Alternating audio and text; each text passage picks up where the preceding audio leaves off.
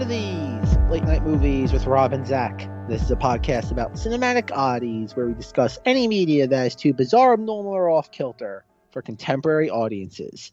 Occasionally, these projects gel. Most times they crash hard into the realm of obscurity. Join us as we delve into the cult classic swamp. I'm Zack. And I'm here because I was in the comic book.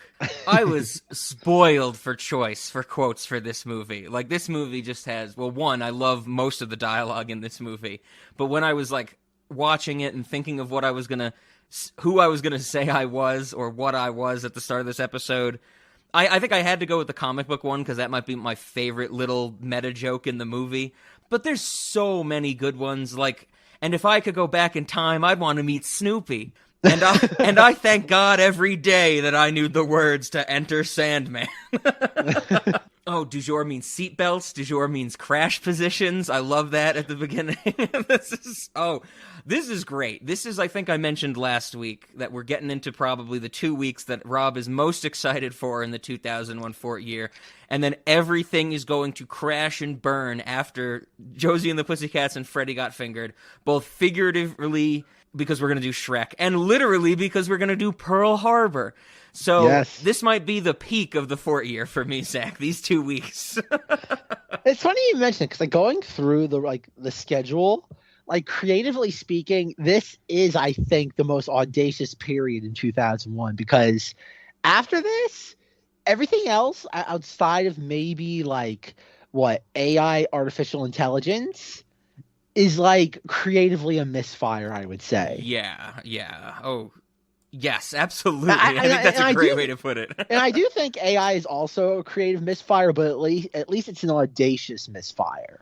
I'll give you that. It's audacious. That's going to be it's been a while since I've had a full episode. I'm going to get to yell about how much I hate sentimentality regarding robots. Yes. The Beep Boop Trash Can Dilemma, an entire episode devoted to it. Who's blowing up robots in that movie? Is it Jude Law? I side with Jude Law in that movie. Whoever's blowing up robots. No, Jude Law is a pimp robot. No, he's what? No, what is he? He's gigolo. He's a gigolo robot. Okay. I remember somebody's blowing up robots at some point. And I'm like, that's the character that you should be getting behind. Oh God, I haven't seen that movie in so long. And I think I've only also seen that once. You know what movie I haven't seen at once? I've seen many times. And you know what movie I've seen very recently? Josie and the goddamn Pussycats. So I love this movie, and I think I've gathered you love this movie too, Zach, because I don't want to blow up your spot here, but you bought it on DVD. Good old DVD. That's the thing, Rob, is like I don't want to jump too far into context, because I think we're still just explaining what this movie is. But like you said, I just bought it on DVD, so I'm not sure if I've loved it for that long. I've been aware of the novelty that it is. Okay. But I don't know. I do love it, but I don't think I've been converted to the faith until just recently. Ah, nice. Are you or have you been like an Archie comics fan or anything like that? I've always been aware of Archie comics, but I've never been a fan of them. Okay. That's the same thing with me, that I don't really know much about the Archie universe except what you know through cultural osmosis and something Zack mentioned before we started recording, the Riverdale TV show. I have never seen the Riverdale TV show. I just know that it is batshit insane. It's on its 5th season currently, as we're recording this, and I think when this is going to come out. The last thing I heard about Riverdale is that the Mothman is involved, and I'm not kidding you, Zach. I have heard that it does like have Twin Peaksy elements. Yeah, I think that's where it like pops up in my my like news feeds or whatever, is because when I look for like Twin Peaks and weird stuff, for some reason Riverdale gets lumped into that. Yeah. And I see headlines that mention like Mothman and stuff like that. And I know it came up a bunch when Luke Perry died, because I know Luke Perry was in it from the start, I think. But I've never seen it. It seems absolutely ridiculous. I was actually looking into a little bit before we started recording. And the last episode that aired as of the time of this recording is Season 5, Episode 8. And the synopsis on Wikipedia starts with the phrase, Jughead struggles with his possible alien encounter. Why not? And so Why I was not? like, okay, I'm checking out. I did notice though that the name jumped out at me because it was so strange that this last episode was also directed by Rachel Talalay. I don't know if I'm pronouncing that correctly, but that's the same person that directed Tank Girl and apparently also directed Freddy's Dead: The Final Nightmare. So look at that. Oh yeah, okay, yeah. I have to say I recognize the part of that name. And I'm like, why sound familiar? Yeah. Oh yeah, she hasn't really done anything of substance since the '90s. She's doing Riverdale now. She's directing the Mothman. Why not? The Why Jug not? Moth, the Moth Head. I don't know. I hope there's like fly type cross contamination going on where it's like Archie crossed with Dracula and Jughead crossed with the Mothman. I just assume that show is absolutely insane. All I've heard about that show can be like insanely raunchy at times. Like it pushes the boundary for like what you can get away with on like almost broadcast television. Uh-oh. Well, that's not good because we know that the Archie comics is a wholesome family endeavor. Yes. And that the Josie and the Pussycats 2001 movie is way too raunchy for them. So I think the raunchiest that Riverdale could get is maybe showing a woman's shoulder. Is that too extreme? As long as everybody is brushing their teeth, Rob. Yes, as long as everybody is brushing their teeth, I think that is the barrier to entry. Oh my God, now I just hope that there's going to be an upcoming episode of Riverdale where the Mothman brushes his teeth and talks about the ethics of laundry. Oh God. But yes, Rob, I'm glad you brought up like earlier on about like how this episode is just like an embarrassment of riches when it comes to quotable dialogue. Because it's just like you said before, you mentioned a couple about du jour, about all this other stuff. Like some of my favorites is we're special. Yeah. Special ed. And it just goes on and on. Like some of this, the quotable dialogue about having a lisp, being albino, the government, subliminal advertising. It's like truly like honk if you like Pussycats. Beautiful. A beautiful film that we'll definitely talk about this definitely on the more philosophical side in the coming like minutes.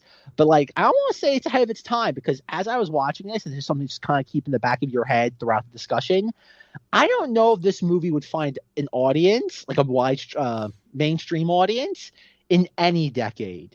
Like this film is so niche in what it's trying to do.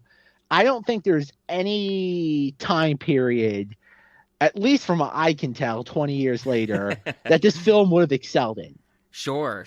But I'm glad that it tried because, you know, as they say, when the tough gets going, the tough make lemonade. Oh, God. Beautiful. Beautiful. The end, like the last few, not last few, there's actually a good bit at the end of my notes are just quotes from the movie. It's perfect, Rob. It's, oh God, like I say, I guess just a little bit of background on this movie before we get into like context. Sure. Is that like it's 2001. This was back in the time period where like Hollywood was like trying to adapt like niche properties. But at the same time, it's not like the same thing that's going on now where like you watch Riverdale.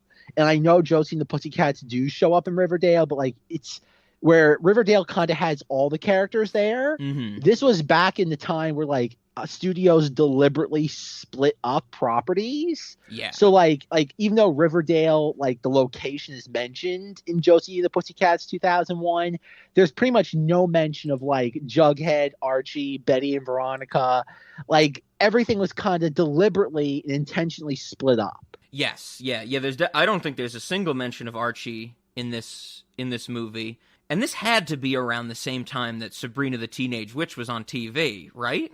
I'd say this is probably toward the tail end of that because that started what, like in the mid to late 90s. So I think like the Melissa Joan Hart like series was kind of, I could be wrong, but I want to say that ended in like 2002.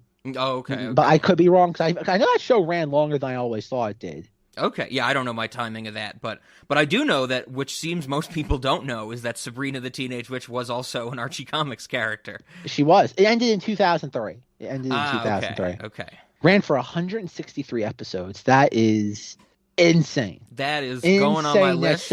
I will watch that next. Insane. Like, and I know the later that show went on, the more and more it became a nightmare. Like they ran out of ideas. Sure. I mean, you know, we have talked about on this podcast before, Sabrina Goes to Hell. which is the true title of Sabrina Goes Down Under, with, of course, our favorite line, I didn't know he was a man. I had no idea he was a man.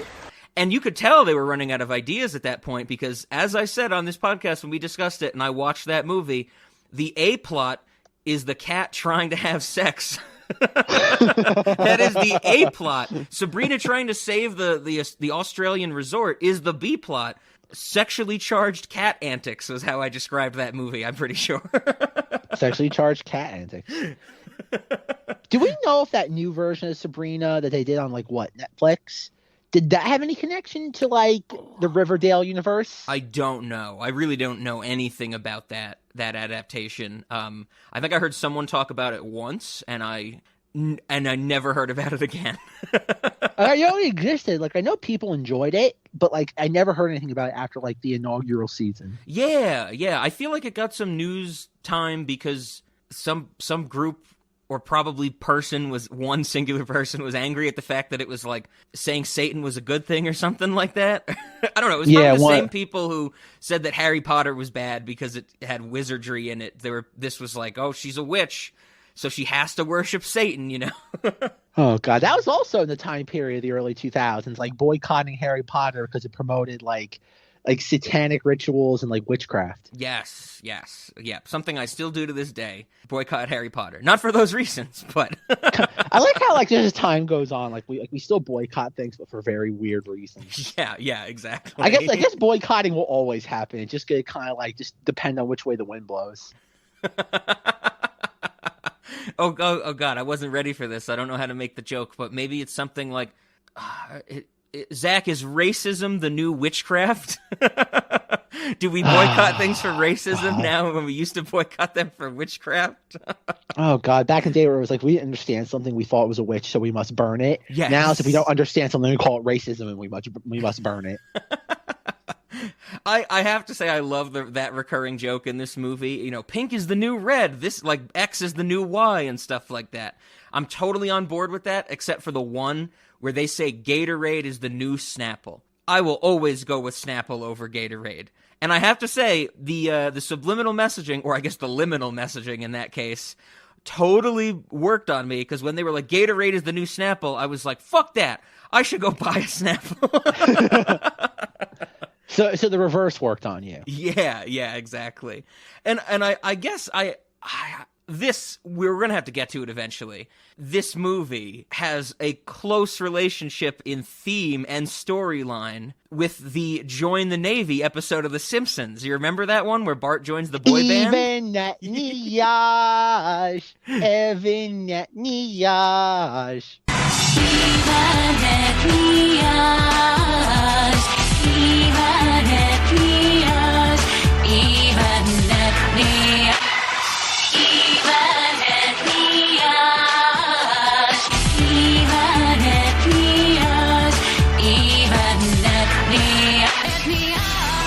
So I watched that episode earlier today when we decided we were going to do Josie and the Pussycats. I was like, oh, I want to watch that beforehand. And the plot is almost identical, except it doesn't have, you know, the product placement aspect, the subliminal messages to get the recruitment for the Navy, which, of course, the even net niage, which is fantastic. This is a season 12 episode of The Simpsons. I actually found out that it came out in February of 2001.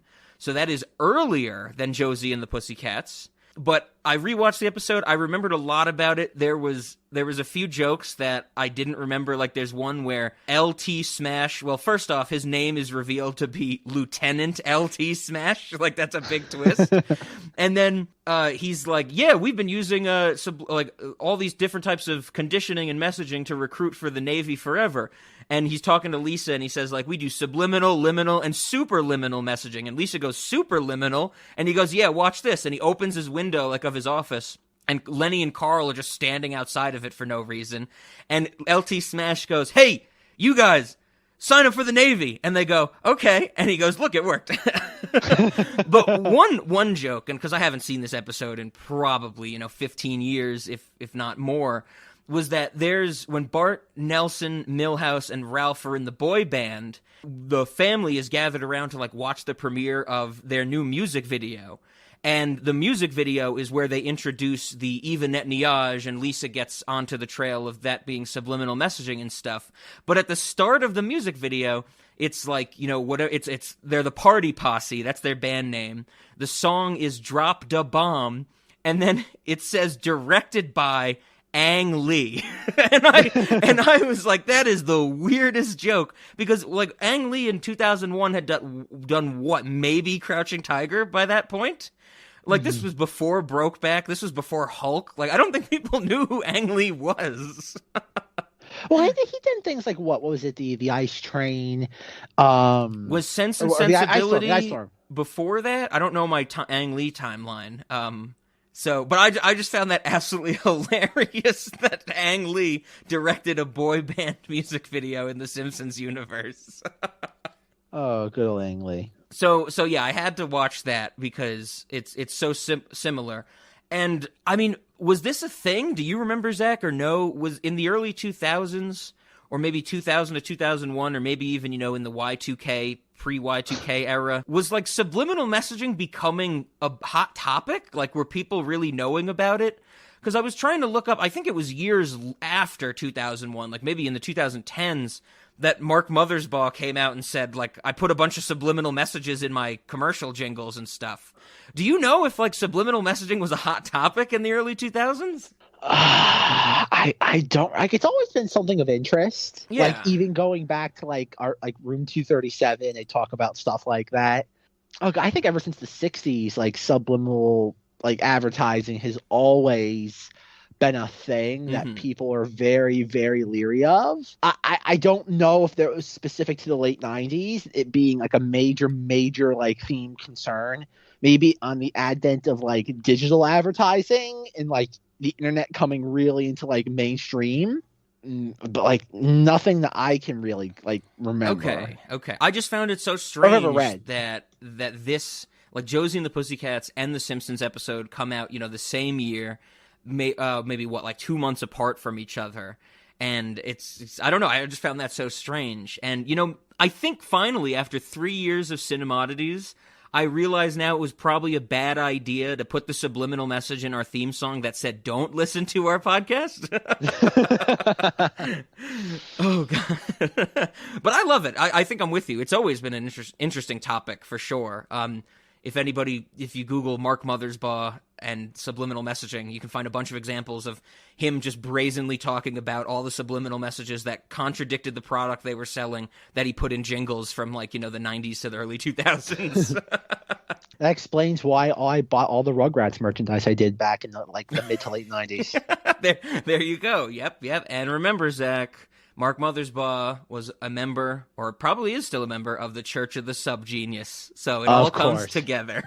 It makes perfect sense now. You say it like that. Yeah, I guess before we go into context, just to give a little bit of like a summary on this film, is like I think like to describe this film, like just giving it like a synopsis, I think is to almost like deprive the film of its potency. Because like I remember, like I guess I'll blur the line between context and like synopsis right now. Sure. Because like I was always aware of this film ever since it was released, like in 2001. Because like I saw the trailer, I forget what like VHS I had, but the trailer always played in front of it. And like I even rewatched the trailer today because it was on the DVD that I bought, and the trailer makes the film look so basic. Mm-hmm. Like painfully basic, like early it's perfect, like concentrated early 2001's nonsense. Okay. And I love it for that reason. But I think it also was like a detriment to the film's overall success at the time and even 20 years later. Sure.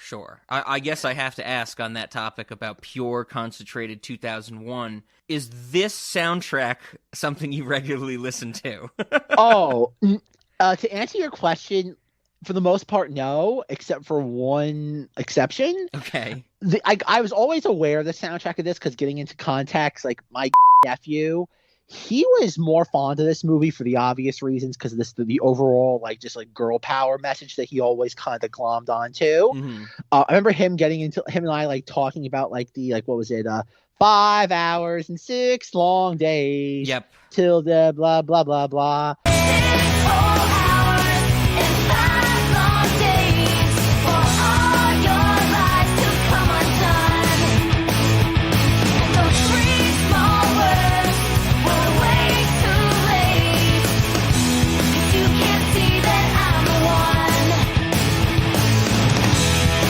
And like I remember that, but the song that I really always glommed onto that to this day I think is like as time goes on, I find it more and more brilliant, especially that it opens the film is Backdoor Lover. Sure. Like, think about how many mainstream studio films can open up with a song about anal sex, and like it's so perfectly veiled that nobody picks up on it. It is the beginning of this movie is probably a masterpiece because it starts with the ugliest shots of fans screaming directly into the camera and transitions into that song, Backdoor Lover. And I love when movies start with people screaming directly at the camera, but they don't make any of it look good in this, and I love that aspect of it. Speaking of like screaming, I was watching one of the very few like YouTube commentary videos on this. I went, and apparently this film is around 90 minutes long, give or take? Yeah. 9 minutes of the film involves people screaming into the camera. There's a good bit of it, and they always have like the fisheye lens on for those shots and stuff like that, making it even more uncomfortable. Oh yeah. Like there's there's this movie is 100% aware of what it's doing. Oh yeah. Like this is like it's weird to say this about Josie and the Pussycats 2001. But you can not like this film, but you can't complain that like it does anything wrong like by accident. You can argue what the choice is, but you can't claim that anything was accidental, because I think this film is very much aware of everything that happens in it. Yeah, I absolutely agree, and I think this is something I've thought for a long time with my history of this movie, and I find absolutely ridiculous that like mainstream critics at the time this came out thought something completely different. Like I know the I guess the key word or the word of the episode for this movie would be product placement, but I don't even like calling any of this product placement, because to me, product placement in a movie is when some company pays the movie to put their product in it. And yes, this movie has a lot of products on display, which we're going to talk about the set design of this movie, specifically the airplanes that I love. But none of the companies paid to have those products in there. And I when I was reading reviews at the time for this movie, it seems like most critics were like, this movie's goofy, but the product placement seems hypocritical, which is baffling to me. How can anybody see the way that advertisements are displayed in this movie and think it's done sincerely?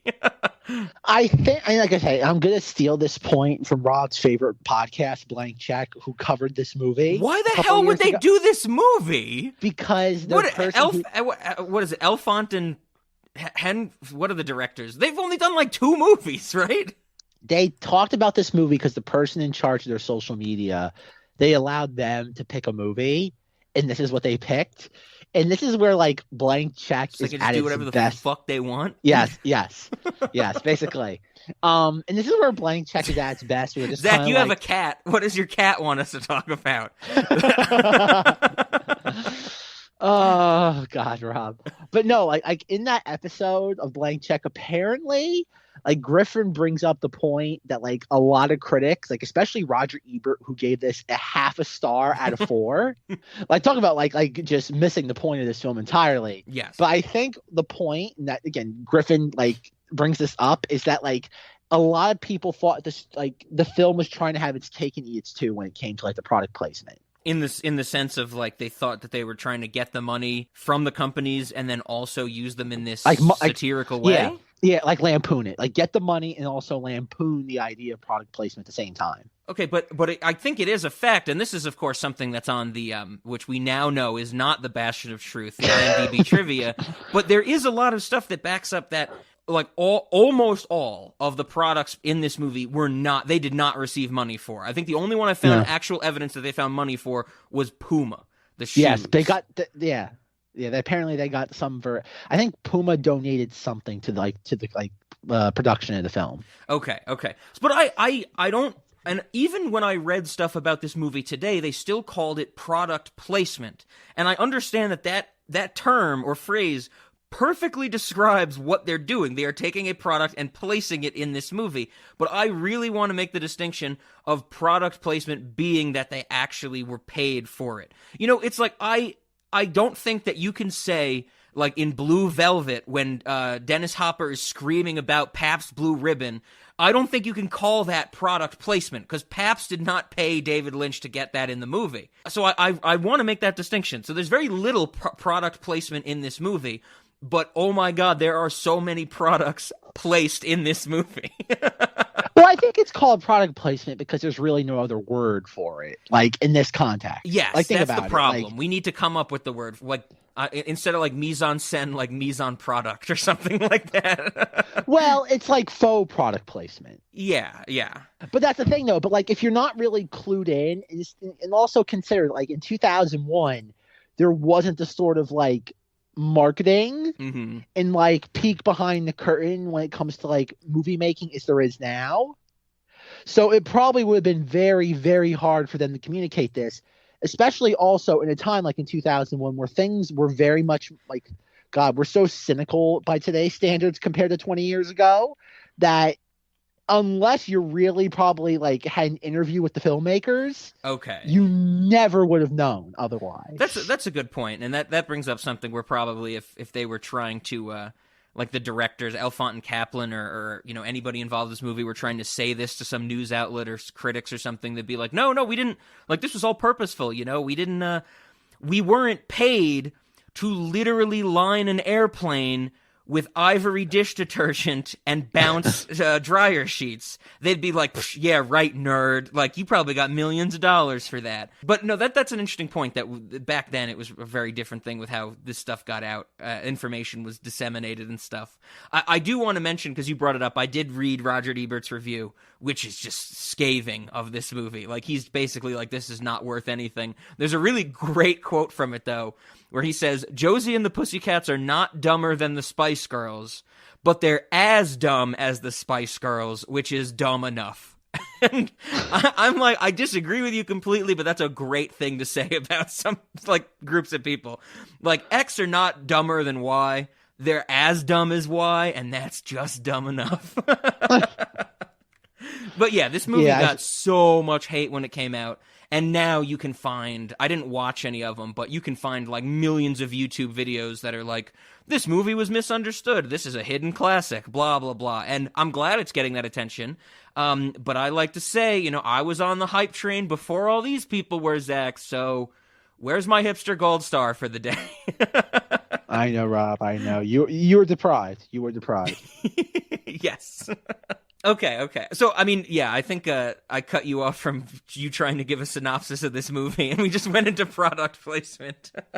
I guess the best way, like, I'm just going to steal directly from IMDb. Okay. And that probably the most concise way to describe this is that, like, a girl group find themselves in the middle of a conspiracy to deliver subliminal messages through popular music. Yeah, I mean, that's pretty much it. I think maybe to distill it even further, Josie and the Pussycats are the new Spice Girls.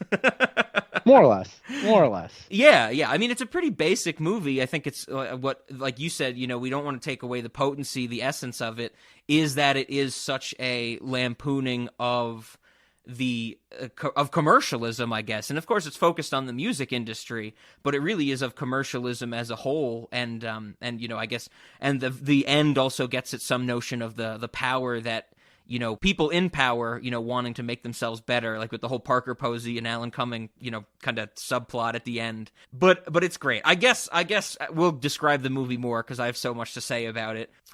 Should we get into context? Yeah, we'll get into context. Okay, my context, like I said, I kind of gave most of it away. But I remember seeing this film. I can't even tell you the first time I saw this film. It had to be sometime before like 2006. Okay, so this answers one of the questions I was going to ask. I was going to ask if you had a ticket stub for this movie. No, this was definitely, like, as we know, like going through my ticket stubs a couple weeks ago, is that like, no, I did not see this. This was something that I'm trying to think what VHS copy of something I would have had. Mm-hmm. That maybe The Mummy Returns, because this was a Universal film. And that was also a Universal film, I'm thinking. I don't even know the first time I saw this, because I know my nephew loved this. Like, probably my earliest memory of this film is I remember him telling me that like he had a babysitter and he had this on while the babysitter was like watching him. And at that point where like Tara Reid's like, we should have a bake sale. And the babysitter apparently like found that funny. Like that's like my main earliest memory of this film. I can't even tell you when like I eventually rewatched this film and like I kind of like rediscovered it as like this ironic masterpiece.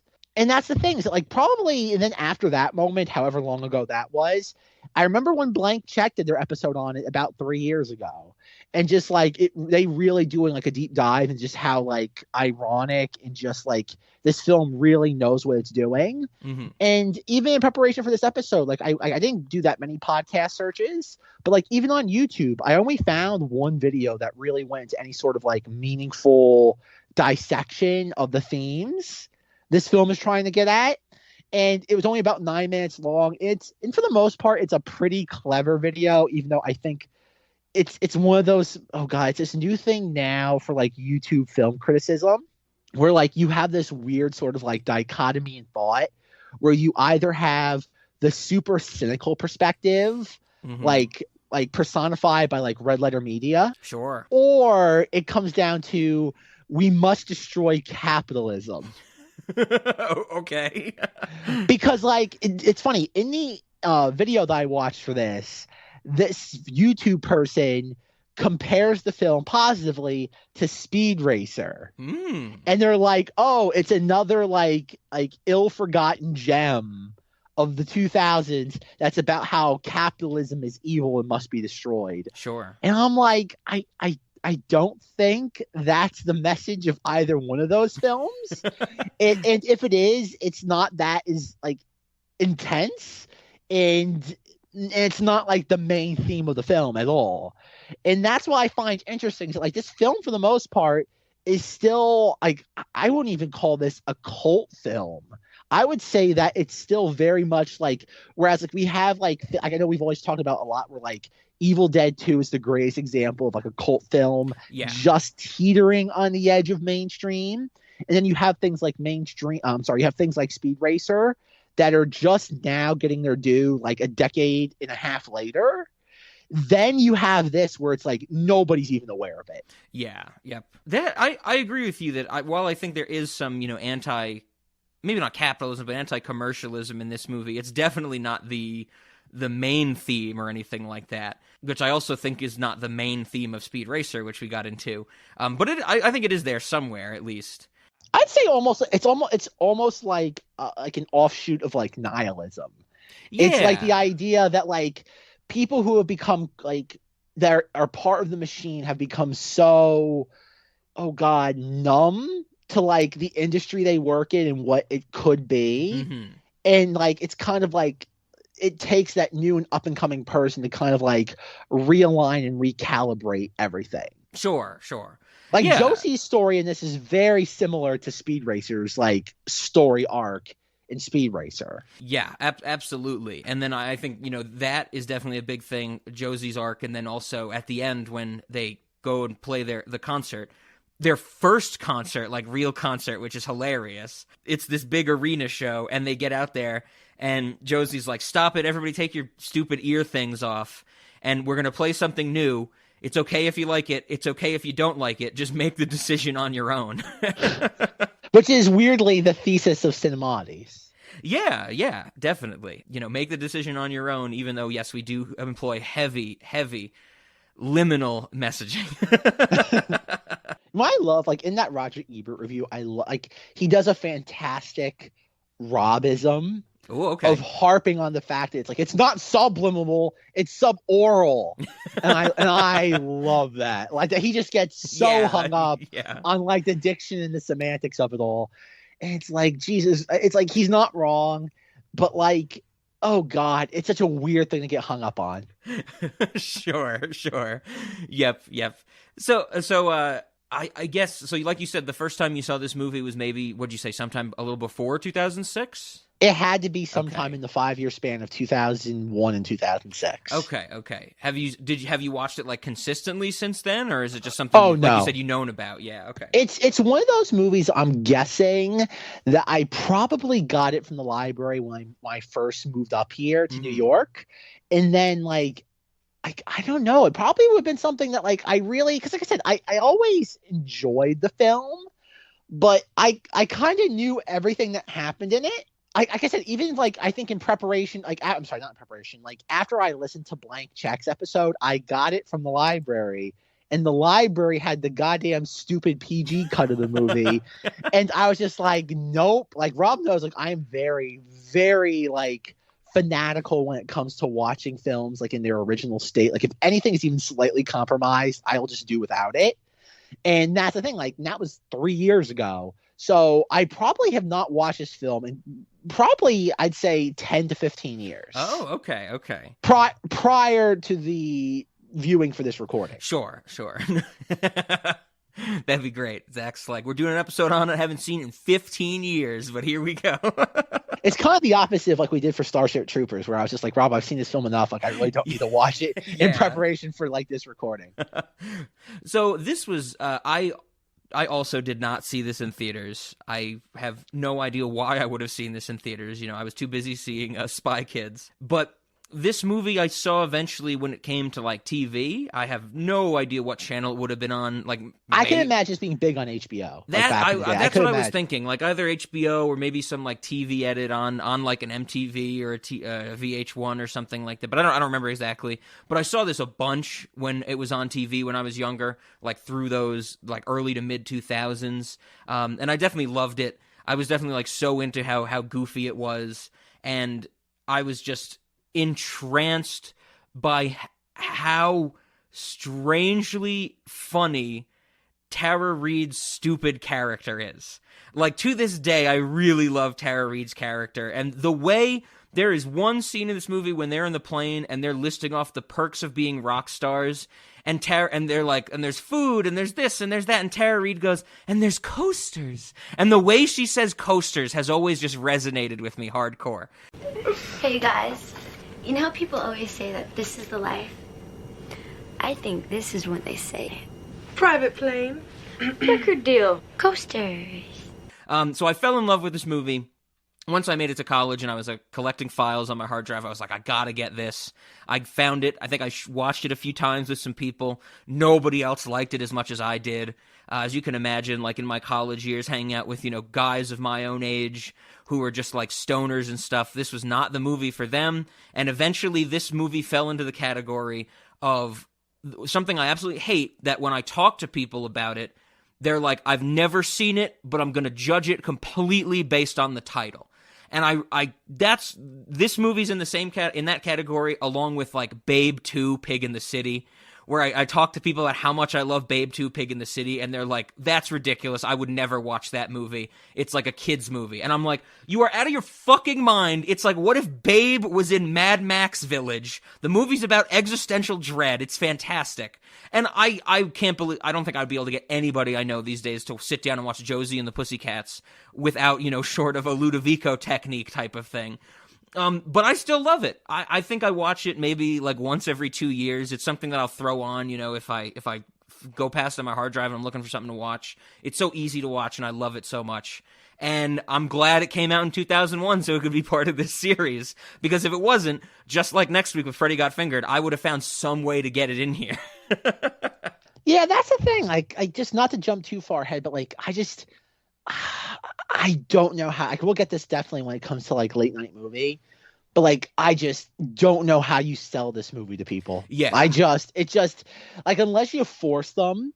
Yes, and they really have to be very open-minded when it comes to like just movies in general. I just don't get, like, I think it's kind of like Halloween 3 Season of the Witch again. Yeah, where it's such a high barrier to entry. I think people get so hung up on just what it is.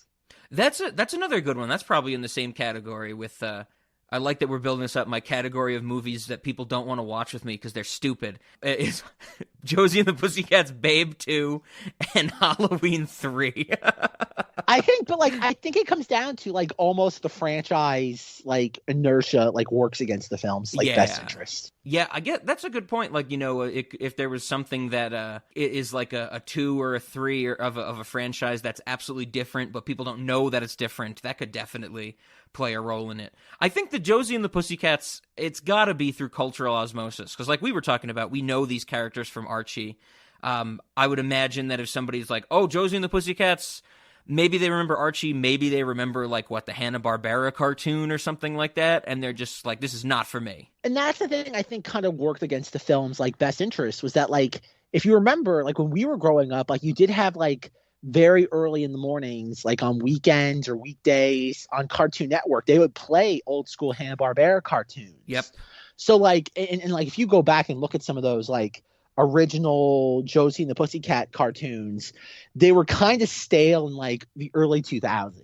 You look at them now and they're just like as dry as a Danish cookie. Like it's just like oh god, who would enjoy this unless you have that nostalgia for watching it at its inception? Nobody's going to care. It's like almost like a weird sort of like predecessor to like the Lone Ranger, is that like there's no like some properties are so dusty, there's no amount of like infusing it with new blood that's going to sit there just carried over the finish line. Yeah, absolutely. But we are here on Cinemodities to tell you to watch this goddamn movie, because it's fantastic. And I guess maybe we'll talk about this more next week, but it's not really the same category of, like, if you hear Josie and the Pussycats or Babe 2, where people have this preconceived notion of them not liking it because they think it's going to be basic or childish. I think Freddy Got Fingered is the opposite, where you see, what's the movie? Freddy Got Fingered. And be like, Rob, why do you want to watch porn with me? Seemingly gay porn. Freddy Got Fingered is definitely a like eyebrow raiser. Like that's one of those ones where everyone's like, "What?" Like that will get attention. Yes. Oh man. So with our context out of the way, go watch this movie. I'll sprinkle in some subliminal messaging when I edit this episode, Zach, to get people to watch this movie. I definitely want to talk about. Well, we would be talking about Alan Cumming more.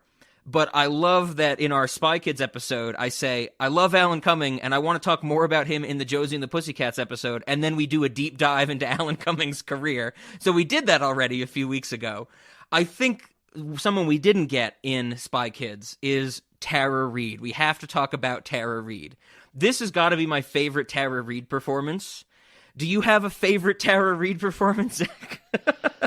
Oh god, you know what's like? I was thinking about this movie and like considering this is a cast that has quite a few notable actors in it. Oh yeah, and like you think about like how Rachel Lee Cook is like the main like billed actor, and like of the main three, like I know she still works, but like she has had like the least prolific career since this, and there's an argument. And there's an argument to be made that this film pretty much killed her like career as like a leading actress. Sure. Yeah, she's. I mean, of the three main girls, Rosario Dawson's the most successful.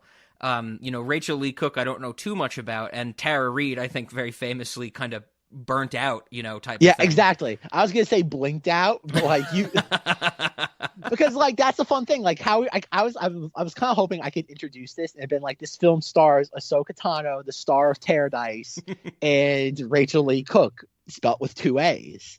Yep. Like, and that's the thing is that like I'm surprised, Rob, you don't have a lot of context on Rachel Lee Cook, because she's done like an insane amount of voice acting. Oh yes, of course. She's not too big into the ones that I'm familiar with. I think isn't she? I think she's the voice of like Aerith in the Final Fantasy live action things. I might be misremembering that, but she's someone who kind of like I know from this movie and probably this movie only in live action. I mean, yeah, like I said, because you kind of look at her filmography. She had the My Fair Lady with like Freddie Prinze Jr. and like that was kind of like her big moment. And then like you have this, which is her chance to star like in a major Hollywood film. and this just kind of just like it just film just fell on its face. Yeah, absolutely. She's Tifa in the Final Fantasy things. Okay, I had my Final Fantasy VII character wrong. Is that good or bad, Rob? I mean, that is the Final Fantasy character with the big boobs. So I think that's a good thing. It's a good thing. Good. I'm glad. That's the one that there's the most fan-drawn porn of on the internet. So, Rachel Lee Cook, right. if you're listening, good for you, I guess. This character single-handedly has propped up DeviantArt for the last decade. Yeah, Gotcha. yeah, exactly. It's the old Disney princesses and Tifa Lockhart. Good. And the Foogly porn. Don't forget that we know exists, but we haven't seen.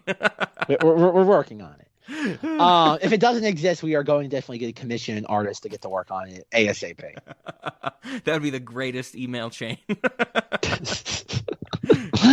Oh God. But yeah, like basically of all them, Rosario Dawson has had the most prolific career because we're still talking about her 20 years later. Absolutely. And even after this, I think, she becomes what's the best word for it? Like love interest lead actress for many big stars. I think of she's the love interest / star that they're looking for in Men in Black 2. She's Eddie Murphy's love interest in The Adventures of Pluto Nash, which is another movie we will have to talk about one day. The greatest film ever made. And I mean, and probably so many other things I'm not remembering, So she's in Sin City. I'm trying to think of what else I know Death her from. Proof? Death Proof, of course. More recently, she is, of course, like you mentioned, in The Mandalorian. She is a girlfriend to a U.S. senator. Okay. In The Mandalorian, good for her. In The Mandalorian, yes. Well, I'm trying to remember. In the Marvel TV shows, like the Daredevil and the Luke Cage. Yeah, she's in all those. Absolutely. She's also in Clerks 2. Everybody loves that movie, right? Oh, God. But yeah, it is kind of crazy that, like you said, we're still talking about her to this day. And she seems to not going to be going anywhere. Even though she's never really led anything as far as I know, she's just popped up in pretty much everything. She's a character actress. Yeah. Like, that is what she is at the end of the day. Like, no more, no less. And then you have Tara Reid, who I don't know... Like, after this is when she starts to become more and more of, like, a tabloid queen? Yes, absolutely. And then, like, she kind of just, like, the last major thing I remember Tara Reid doing was, like, she was in that movie called Alone in the Dark where she played, like, a scientist. And it was, like, the second most laughable thing since, like, Denise Richards was, like, Dr. Christmas Jones in the James Bond movie. Sure. Yeah, I don't even know about this movie, and it sounds great. Yeah. And so it was just, like, and I think after that, like, the last thing I know about Tara Reid is, like, she was, like, one of those actresses that, like, everybody was kind of convinced she was, like, anorexic. Because, like, you would like to see her just, like, rib cage, like, like anytime she would, like, wear, like, any sort of, like, tight clothing. And I really don't know what she's been up to. Like, the last time I've ever heard her name referenced was, like, oh, God, this was, like, 6, 7, 8 years ago. It was, like, an episode of The Soup where, like, one of the, like, executives for E was leaving, and they had, like, a moment for they had him on the show, and Joel McHale's like, this is the executive that greenlit Paradise. and and that was it. Like, that's the last time I've ever heard her name referenced as in something, like, mainstream. And we're talking that was, like, 2013 or 14. Sure. The last time I had heard about her is the Sharknado movies, because I've seen the first Sharknado, but apparently she's in all of them and playing the same character, so good for her. But she's in Sharknado 2, the second one, Sharknado 3, oh hell no, Sharknado, the Fourth Awakens. You like that Star Wars reference, don't you, Zack? Sharknado 5, Global Swarming. And then the last Sharknado, It's About Time. I hate those exist. Now I'm interested in for Sharknado, technically it would be Sharknado 6. It's It's About Time. Do you think that the subtitle It's About Time is referring to that it's about time we got to the last Sharknado, or they are telling us as the audience that there is time travel in that movie? Like, it's about time type of thing. Now I'm interested. I She's just in don't. every single one of those. You know what thing makes me so mad is that like I'll talk to people about like good bad movies, and I'll be referencing things like I don't know, like Silent Night, Deadly Night Part 2, and films of that sort of ilk, and I'll try telling people about that. And they'll be like, oh, like Sharknado. And I'm just like, no, like you can't make intentional schlock. I'm like, that's just called like trying to be like stupid clever and falling on your face. Yes. It's a cinematic equivalent of a whoopee cushion. It's like no. And I hate Sci-Fi Channel. Like I don't even know if Sci-Fi Channel does these sort of things anymore. But I hate that was a thing that actually like prospered for a while, like in the 2010s. Yeah, absolutely. Breaking news. In Sharknado 6, the gang uses time travel in order to stop Sharknadoes from ever happening in history. God because damn it. Why not? Also breaking news. Tara Reid's character is April Wexler, and apparently in Sharknado 6, Gary Busey plays Wilfred Wexler. I don't know how they're related, but I might need to find the scene, if there is one, of Gary Busey and Tara Reid together. That might be like, you know, the convergence of the moons and the world explodes if they actually have a scene together. But like no, go ahead. I was going to say that's the last time I heard of Tara Reid, and whenever anybody talks about Tara Reid, I feel like they either know her in Van Wilder or The Big Lebowski. And The Big Lebowski is like one of her first roles ever, I think. Yeah. Where she's like a real person or a real performance type of thing. But also American Pie was another one of those ones that really kind of like put her on the map in that time period. Like she really was a product of like the late 90s, early 2000s. Sure. Absolutely. Because she was also one of the actresses too that like did not appear in American Wedding, the third American Pie film, because like she thought she was too big for the film. Oh, okay, interesting. Like everybody forgets that like a lot of the actors from 1 and 2 did not show up in that third film.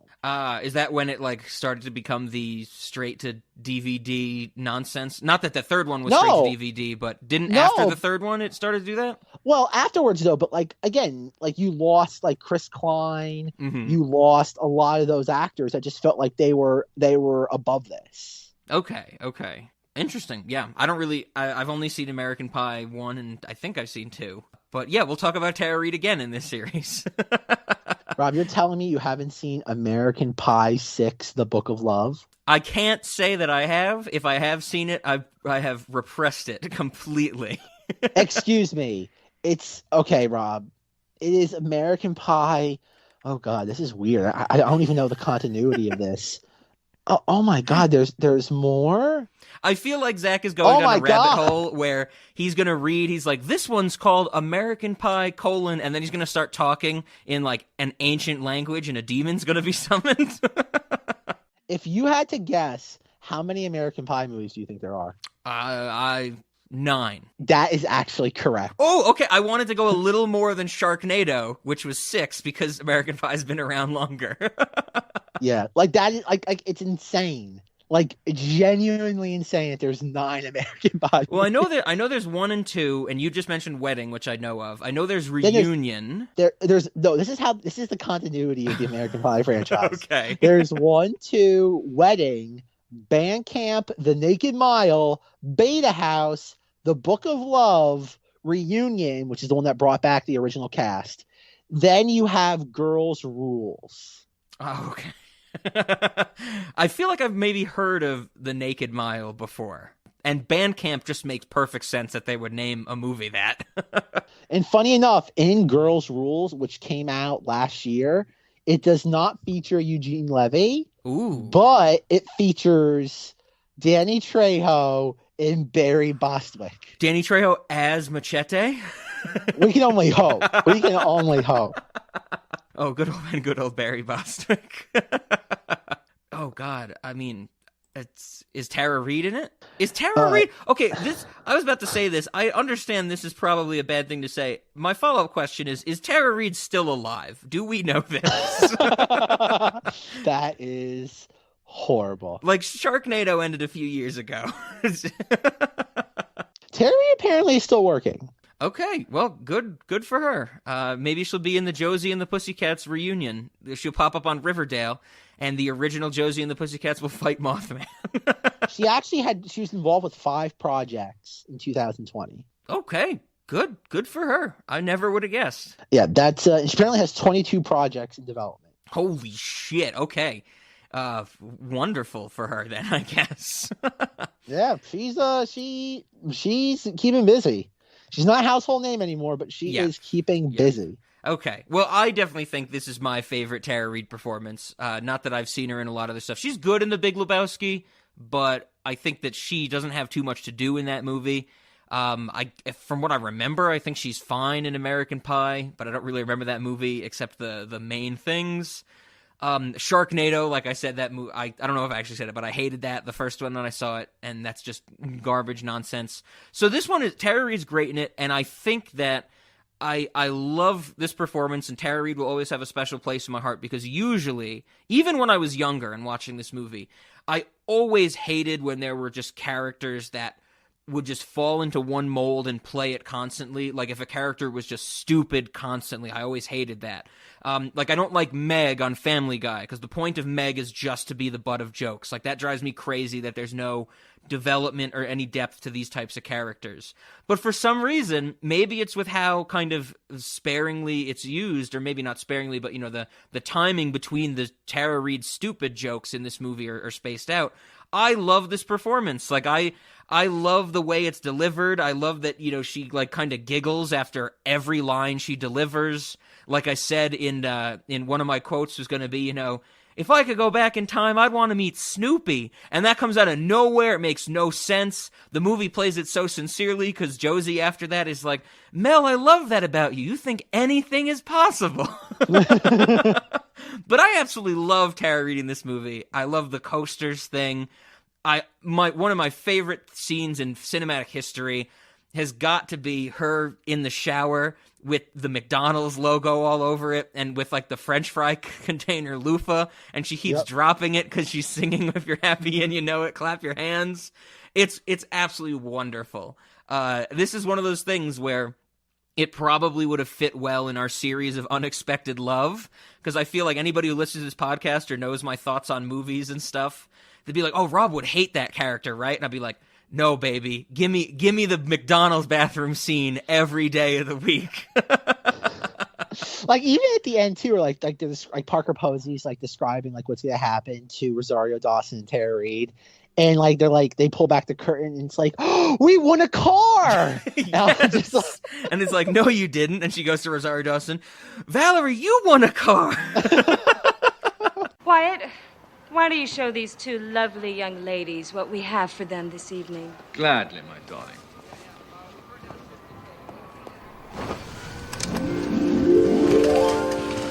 A car! Val, I won a car!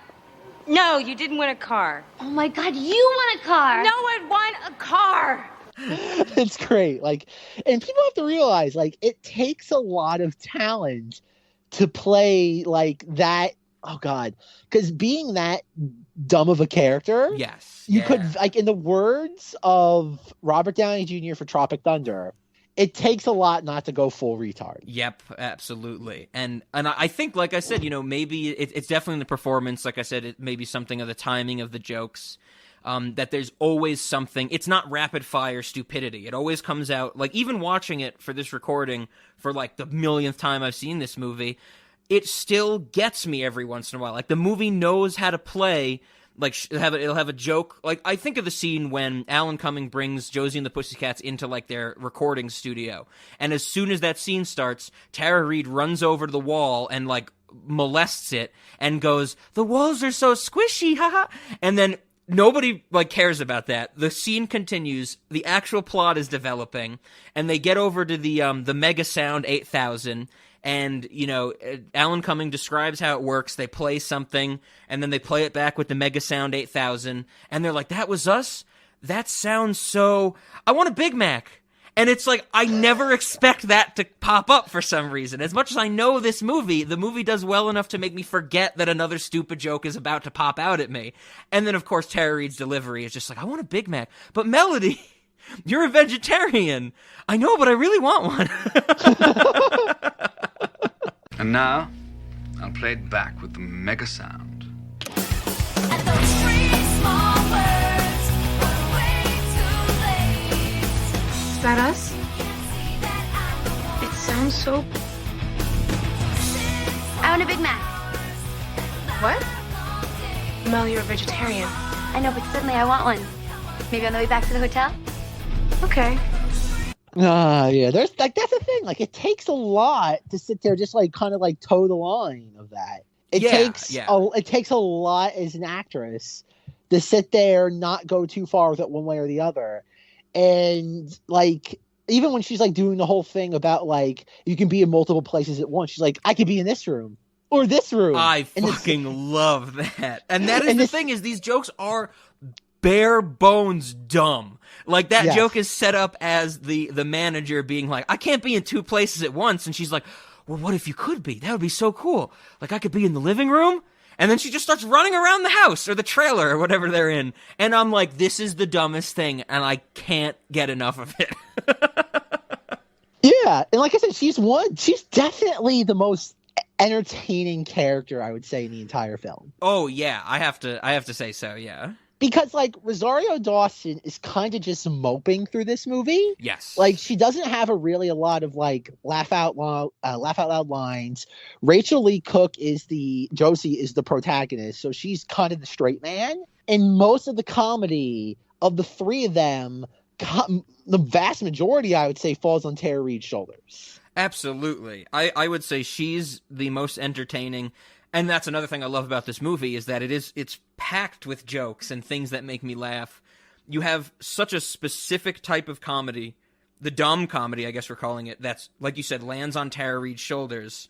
But then you have this totally different style of comedy that's really put on Alan Cumming and Parker Posey when she finally shows up in the movie. Like, I think Alan Cumming has the jokes that are actually, maybe biting towards the commercialism, because he's the record executive. He's the one that's really playing up the satirical or spoof aspect of record executives.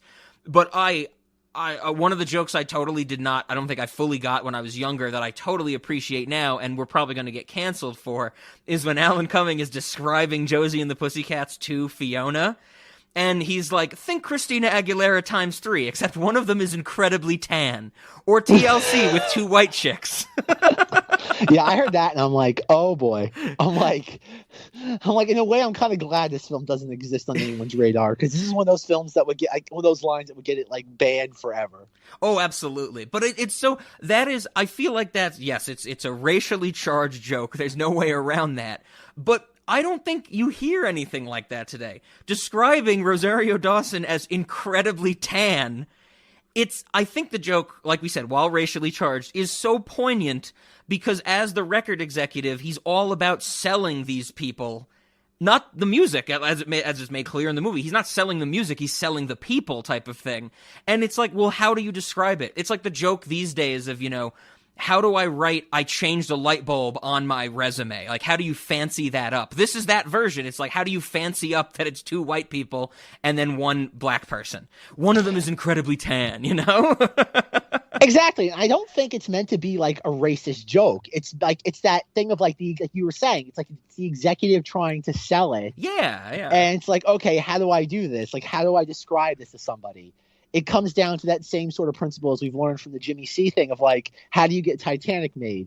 Point to the Titanic and say Romeo and Juliet on that. Yep. How do you say, again, that's, like I said, and I think that the joke is not to make fun of someone's race.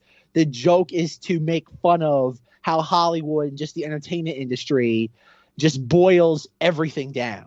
Absolutely. Because I'm thinking of like this same exact joke if you took it and put it into a more modern, like, I'm thinking of, like, the bad examples of, like, racially charged jokes. Like, take, for example, like an Adam Sandler goofball comedy, where it wouldn't have anything to do with the record business or whatever. Like, Josie and the Pussycats would show up, and I'm just imagining they're meeting Adam Sandler for the first time, and he would be like, oh, you didn't tell me that one of them was incredibly tan, and it's like that would be the joke, is that they're just saying their race in a strange way without any of the layers that actually make it interesting about the record executive stuff. And that's why it works so well in this movie. Oh, definitely. Like that's where the biting like satire comes from. Yes.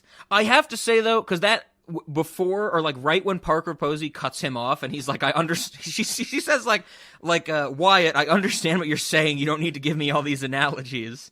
But he says Christina Aguilera ×3, except one of them is incredibly tan, or TLC with 2 white chicks. And the last thing he says is, or whole. And to this day, I still don't understand why you tack on whole to this joke, because at the time this movie was made, whole is only 2 people. It's Courtney Love and a dude. And even before that, it was 3 women and a dude. And so that's one of the jokes I just fundamentally do not understand in this movie. And I'm just like, I just don't get it. I don't understand why whole is tacked on there. and trust us, folks, if Rob doesn't get a music industry joke, none of us have any chance of getting it. But that joke is fantastic. And I like I said, I think that, Alan Cumming gets the really kind of poignant jokes in this movie. Like, I absolutely love his method of discipline at the start with Du Jour, when Breckenmeyer and Donald Faison are arguing about something on their plane, and he, like, gets in between them, and his method of discipline is going to them and go, eye contact, hand, and then literally slapping them on the wrist. It's fantastic. And like we said in our Spy Kids episode, I love Alan Cumming. We want to see more of him, and I absolutely love this performance. This is probably my favorite performance of his ever. And then the whole reveal at the end, where he's like, it's me, Wally! White-ass Wally! And he's revealed that he's an albino. Just comes out of fucking nowhere, but it's fantastic. On the topic of Alan Cumming, I have not yet found a copy of the movie he directed with Jennifer Jason Leigh, the Anniversary Party. But, Zach, I did find the movie where he plays Hitler in Braveheart, Jack Boots on Whitehall. Oh, you did? I haven't watched it yet, but something that we didn't mention in our Spy Kids episode, which I didn't know because we didn't look into it, that is a stop-motion animation movie in the vein of The Shivering Truth. Like, it looks like the same animation. Oh, okay. And so I'm very interested to see it because, as we said, Alan Cumming voices Hitler and Braveheart in that movie. All right, then. So we'll do that. We'll get to our Alan Cumming series eventually. I think we have the Fort year for 6 more years, and then I think I picked 2 series, and then we'll get to it. But yeah, Alan Cumming is great. Parker Posey is fantastic. One thing I want to bring about Parker Posey is I think she's acting she's a little too dialed up. I don't know if I would say dialed up. I agree with little too dialed up. No, I think she's dialed up to the perfect amount. I don't know. It just feels like she's hamming it up a little too much because whether it be when she's having the girls moment and what she calls it her girls room, or when she starts to attack Josie in the 3rd act. Yep. She just feels a little too over the top. This film is you have Speed Racer. And Speed Racer is meant to be a hyper-realized version of an anime. Mm-hmm. This, for the most part, is pretty grounded. The performances, it's just more the set dressing is the only thing that's really supposed to be hyper-realized. But Parker Posey, for me, feels like she's acting in a different movie. I see what you're saying, and everybody else is much more subdued. If you juxtapose her performance to Alan Cumming's, it feels much more cartoony. Oh, absolutely. And I think there are some scenes where I totally get what you're saying. Some of the scenes make sense with what we learn at the end of the movie, that she was this bullied girl and she is in this position of power and wants to, use that to make herself have friends. And even as it's revealed, the big, message, that subliminal message she's trying to put out is that everybody wants to be like her or date her or be friends with her and stuff like that. There's a lot of the overtop stuff that works towards that aspect. But I will agree with you in the sense that there's a lot of cartoonish stuff that doesn't really get at that. Specifically with the way she moves in this movie. It's so exaggerated. When I was watching it for this recording, my note was, it's like she's in a ballet. When you watch ballets, the movement is very exaggerated, but there's a level of finesse to it and grace. It's like that without the finesse and grace. Like, the way she moves is so exaggerated and clunky, but I absolutely love it for some reason. And even what they dress her in, like, there's that scene where she's revealing the plan to, like, the government people, and she has this choker on, or as we like to call it here, the with the neck koozie.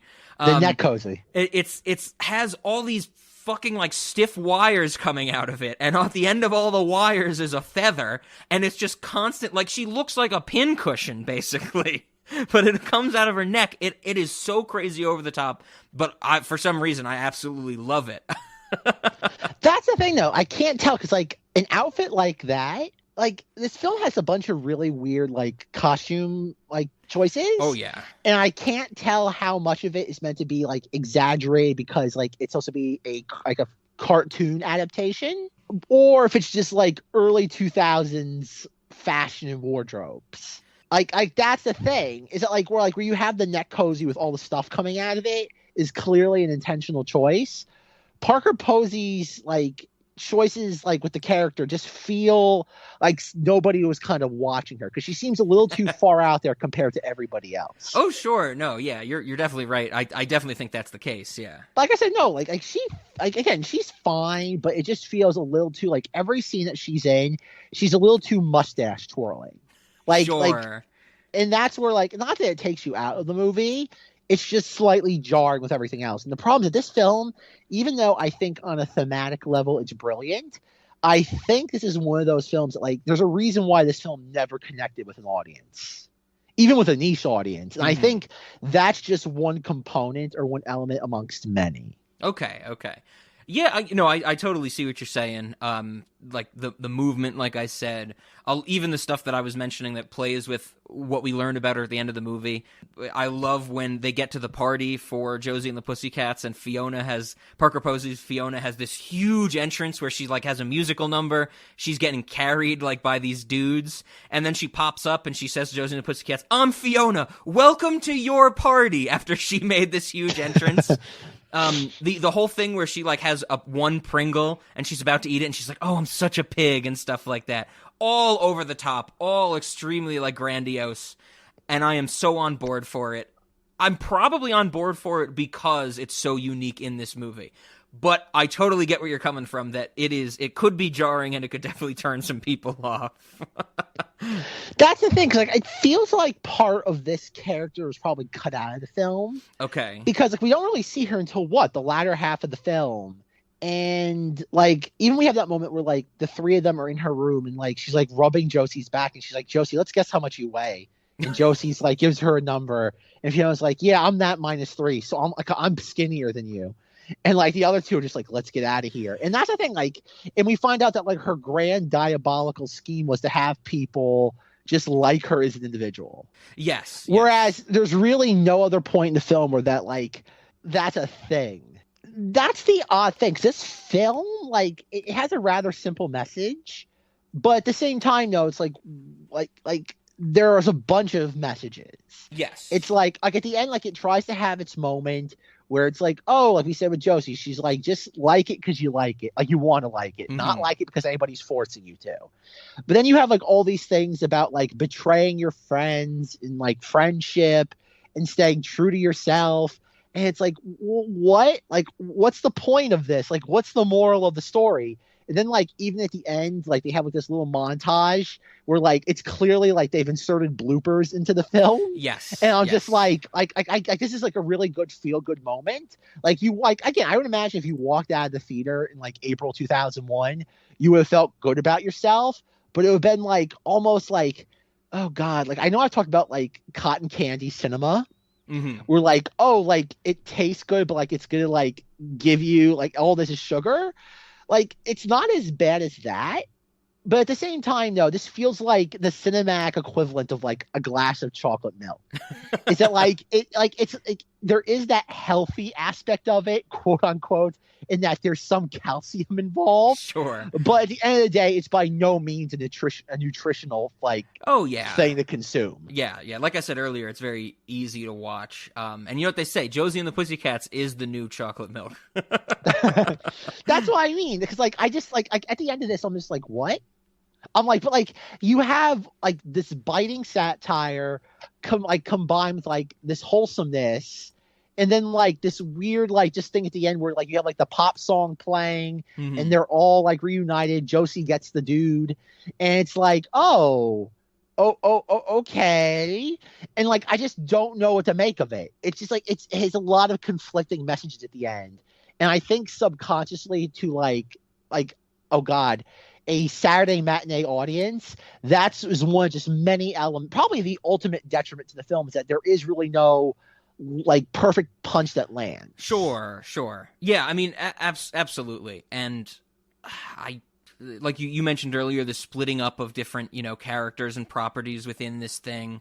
I feel like well, this is something I don't know at the time, you know, it's like, were people going to this and expecting to see more of like an Archie and Jughead or something like that? Or were they just familiar with Josie and the Pussycats?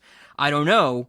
But it seems like, you know, if, like you said, it focuses on this one thing of Josie and the Pussycats, but then it kind of has many different themes and, you know, plot lines that it's trying to wrap up at the end, for sure. Yeah, I think that's the thing, is that like they're really like, unless you're just really, you want like a fun time at the movies that's really, really lighthearted, I think most people would have just blown. And I think the critical review, and that's where like, even though I think the critics kind of lost track of everything, and they were probably a little too. A lot of the critics, I imagine, went in because like, oh God, a Josie and the Pussycats movie. Ugh.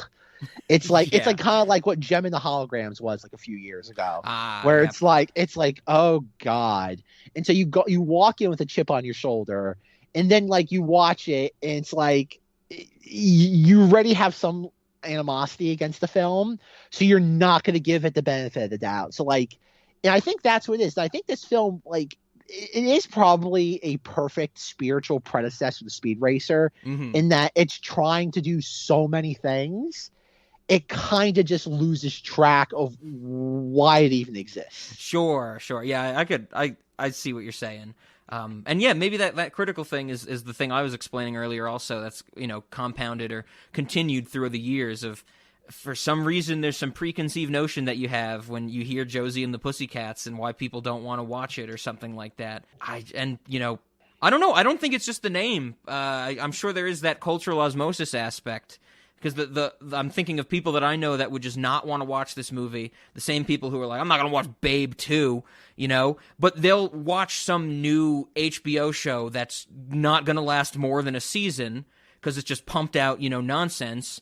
But they have no preconceived notions about it, type of thing. Yeah. Which sucks, absolutely. Because I would like to think I have decent friends who, if I recommend something, they would think it has some merit to it. Which baffles me, because it's like, oh no, it's like Rob has thoughts on movies, and I know Rob's thoughts on movies, music, and media, whatever. And then for some reason, when I recommend Babe 2, Pig in the City, they forget about all of that. And it's like I'm just a homeless man asking for change they want so little to do with me. I don't know, it baffles me. It's a very strange thing. Oh God, that's great. Oh my God, that's great. I love it. That was a very profound analogy, Rob. Well done. That's how I feel. I feel like a homeless man asking for change. Oh God. But I mean, so I want to. We have to talk about more of like the product placement in this movie. Sure. I think while we're on the topic of the jokes that I was getting at, there are definitely two jokes that I don't think aged well, or the two that stood out to me. I'm sure there's more that I'm not thinking of because I'm not as woke as some people. One of them, which is not really bad at this point, it didn't age well for reasons that I think everyone will understand. The Heath Ledger is the new Matt Damon. Love it. That's a fantastic joke. I laughed at that. And it's also followed up by what afterwards, when they have the revelation that there's subliminal messages, and Josie's like, they're selling products, they're selling food with our music, they're selling clothes with our music, they're selling us with our music, which is very funny. What their manager is like, I gotta go get like a Big Mac and a Heath Ledger, and then he just like runs out of the frame. Josie and the Pussycats are the best band ever. They are totally jerkin'. You must buy their CD. You have to see them in concert. You also have to buy Steve Madden shoes. Heath Ledger is the new Matt Damon. You're nobody without an Abercrombie & Fitch vintage tee. They're selling stuff through our music. Josie and the Pussycats are the best band ever. They're selling us through our music. I knew there was a reason you were so popular. I want a vintage tee and Heath Ledger. Oh my God. But I mean, I think this is something people don't remember is like Heath Ledger was definitely on the up and up back in the early 2000s, right? Well, yeah, because he was becoming a big thing after 10 Things I Hate About You. Yeah, like the big breakthrough. And like he did like a bunch of just like, oh God, studio nonsense. Like, what was it? A Knight's Tale, stuff like that. Yeah. And then Mountain. Well, that was a few years later. That was like Sure, 2005. Sure. And like, oh God, Rob remembers this, like in my weird crusade in high school where like I like for a good 8 months I died on this hill. Like Heath Ledger was like before The Dark Knight or before he killed himself, he basically was like known as the gay cowboy. Like yes. Not that he was like in Hollywood, like in entertainment circles, he was taken seriously, but like he was kind of, I don't want to say a joke, but he wasn't taken seriously by mass audiences. He was a niche actor. And then there was rumors going. I remember like when he got cast as the Joker, the big thing was like, what? It was very similar to Michael Keaton as Batman back in like the late 80s. Mm-hmm. And then like nobody really knew because the marketing for The Dark Knight was just like the why so serious and like the laugh. So people didn't really know, like while he was still alive, nobody knew like what it was going to look like. Then he kills himself in January 2008. And then Warner Brothers pretty much sold his performance for the next 8 months in the next 7-8 months as this is the film that like brought him to suicide. And it created this weird sort of just like cultural tsunami for not just the film, but the character, like his like iteration of the character. Sure. And never forget, everybody forgets this in the story of Heath Ledger, is that he committed suicide in Mary-Kate Olsen's apartment. I'm glad you bring that up because I was going to say, as you said now, I think a few times that he killed himself. Aren't the conspiratorial aspect of Cinemodities, don't we think that the Olsens killed him? well, it's a combination of two things. Like we talked about Hole before too, and don't we also take the stance that Courtney Love killed Kurt Cobain? Well, you heard the joke in this about Kurt Cobain, right? Oh yeah, that was a fantastic joke. Oh God, but it's funny, oh God. Because we all know that the Olsen twins are reptile people. Yes. That was their first major foothold into indoctrinating the children of America. But that is the best case scenario for Heath Ledger dying. The worst case scenario is that he was depressed that Michelle Williams broke up with him. Mm-hmm. That was the reason why. It's up to the audience to decide which version they decide. It's like a pick your own adventure chapter book. Decide for yourself. Yeah, it's like exactly. Josie and the Pussycats tell us. Yep. Exactly. Decide for yourself. Why did Heath Ledger die? Because Michelle Williams broke up with him, or because Mary-Kate is a reptile person? Yes. Yeah, good message for this. Decide for yourself for these conspiracies. Just know that if you decide incorrectly, you might get killed. Oh God! To this day, one of my favorite Hollywood facts. Oh yeah, absolutely. So the Heath Ledger is the new Matt Damon joke. That, of course, maybe not so it didn't age well. It's just that's a very different joke now. Or I guess after 2008 than it was. But that's such a niche joke. How many people laughed in the movie theater? In 2001. Sure. Yep. Think about it. This is a PG-13 movie about Josie and the Pussycats, marketed to teenage girls. How many teenage girls are laughing at that? Absolutely. How many moms and dads that were dragged to this laughed at that? Yeah, that's a good point. Unless you're somebody really, really with your fingers in the pie of show business in the early 2000s, which I'm pretty sure you couldn't fill a phone booth with at the time. Who is that joke for? That's the thing. I think the writer directors of this made this film for themselves, and they made it for people that became entertainment Hollywood news junkies. Sure, I could see that. And I think that's why this film has had such a hard time of enduring or finding an audience. Is that oh god, like to call this niche is probably kind. Yeah, absolutely. No, yeah, I mean you're absolutely right. Yeah, who would laugh at that joke in the early 2000s? Like even the thing of like Ari Spears being credited as the other Carson Daly. Yes. That is hysterical. But like even in 2001, like that's what we first started discussing this. It was, even if this film came out now, like I don't know who this movie would be for. Like what would be the target audience? Exactly. Yeah. It seems to be so, like you said, niche is probably kind. It seems to be a weird shaped peg that fits into none of the holes. And that's what I mean. It's designed for a very, very selected group of people. Yeah, absolutely. And yet somehow it got like an 8-figure budget. And that is also why it is such a great double feature with next week's Freddy Got Fingered. But this is the thing I wonder is like, we're still like, when this film probably was written and greenlit, it was in a post-Scream world where everything was meta. Sure. And I wonder if that had anything to do with it. I just wonder if they kind of took that, like at the time, like meta wasn't really a thing in the late 90s, like in the same sort of like way that like Deadpool has kind of like driven it into the ground. Yes. As a concept in like entertainment. But like I wonder if it's just kind of like a weird twist on like what Scream did, where like Scream like took the tropes of the horror genre and like kind of like turned them on themselves. This just took like the entertainment industry and turned it on itself. But the problem is that like when Scream came out, you had people watching those types of movies for like 20 years. Yeah. So the audience was in on the joke.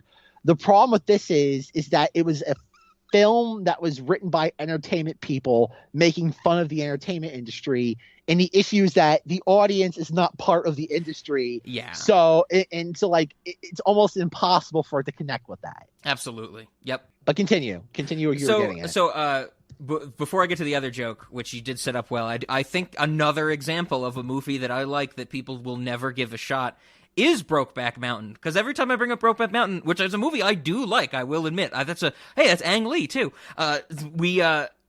Everybody has this preconceived notion about it, and they're like, that's a movie about like gay cowboys. And I'm sure there's a good bit of people out there that even think that movie is like softcore gay porn. And it's like, no, that movie's about Ang Lee spending $10 million on CGI sheep. Like, that's the start of Ang Lee losing his mind.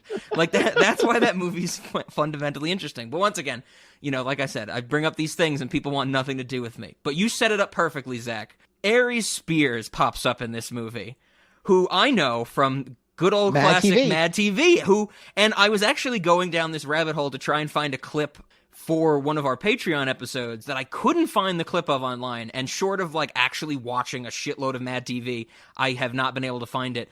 But Ari Spears and Deborah Wilson would very frequently parody Bobby Brown and Whitney Houston. And there is a few clips, not the one I wanted, but there are a few clips on YouTube of them doing this, and I forgot like how hard they went into Bobby Brown and Whitney Houston on Mad TV, because there's a sketch that they do which is them on cribs. And basically their house is a mess, and, you know, they're like smoking crack and stuff during the filming. And there's a part in the sketch where I think Ari Spears goes to like, he's like, this is my child's bedroom. And he looks around, he's like, wait, where's our kid? What's her name? Where's our kid? Whitney, where'd our kid go? And Whitney Houston, or as Deborah Wilson as Whitney Houston comes up and goes, oh, don't you remember, Bobby? We smoked her last week. And I'm like, wow, this is rough, you know? But Ari Spears, a lot of those sketches are old Mad TV sketches are great, of course, of that, you know, same time as this basically. But Ari Spears shows up and does a Bill Cosby impression. And in the early 2000s, the joke was, wouldn't it be crazy if Bill Cosby was going to kill a woman? Talk about a joke that didn't age well. I had not totally forgotten about it, but that's not a joke that has ever really stood out to me in this movie. I always kind of thought of it as, oh, it's Ari Spears. He does impressions, and, you know, he does multiple in this movie, and Bill Cosby just happens to be one of them, and I'm sure he did it on Mad TV as well.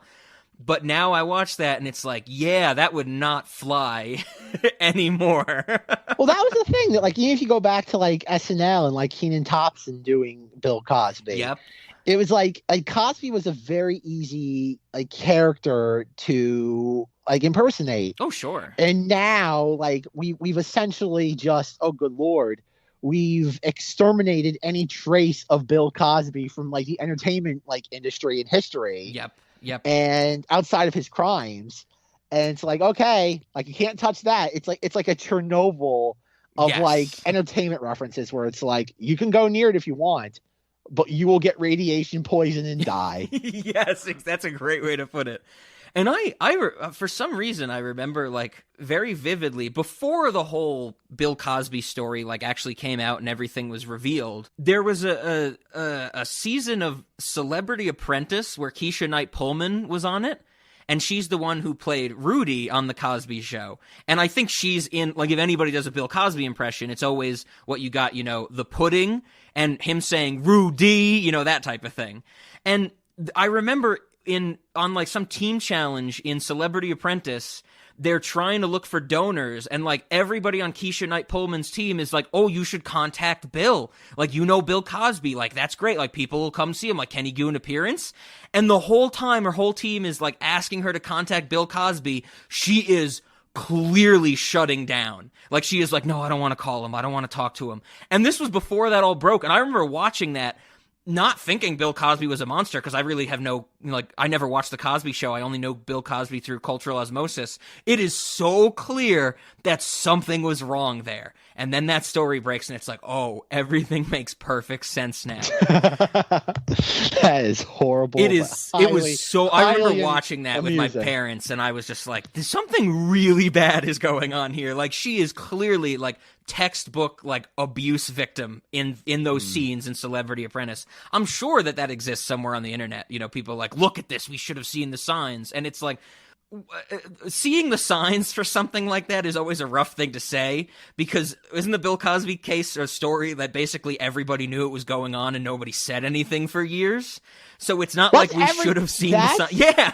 That's everything in Hollywood, whether it be like Harvey Weinstein, Kevin Spacey. Like it was there. Like, everybody knew. It was like one of those things, like the worst kept secret. Yeah. So I've always found it weird where it's like, you shouldn't be saying, oh, we should have seen the signs. We should be saying, why are we collectively the worst thing to ever happen? But speaking of Bill Cosby, did you ever see that clip of when he was leaving like a courtroom, one of his court appearances? He's leaving and there's like a wall of press and they're all like trying to get to him, but like security guards and his lawyers are like pushing through, and you can hear someone say something like everybody's like, Mr. Cosby, blah, blah, blah, blah, blah. What do you have to say? What did you say? And it was over the raucousness of the press like junket, and he's walking away. Bill Cosby goes, hey, hey, hey. Did you ever? Oh my God, I laughed my ass off. I will find that clip, but it is the funny Bill Cosby just looking like totally disheveled and torn down, because I think it's like clear that he's either going to jail. It might be like sentencing or something like. So the book is thrown at Bill Cosby, and he just screams, "Hey, hey, hey!" It's fucking great. Oh God. Mr. Cosby, 16 hours. How are you feeling? Mr. Cosby, any comment about the jury's verdict?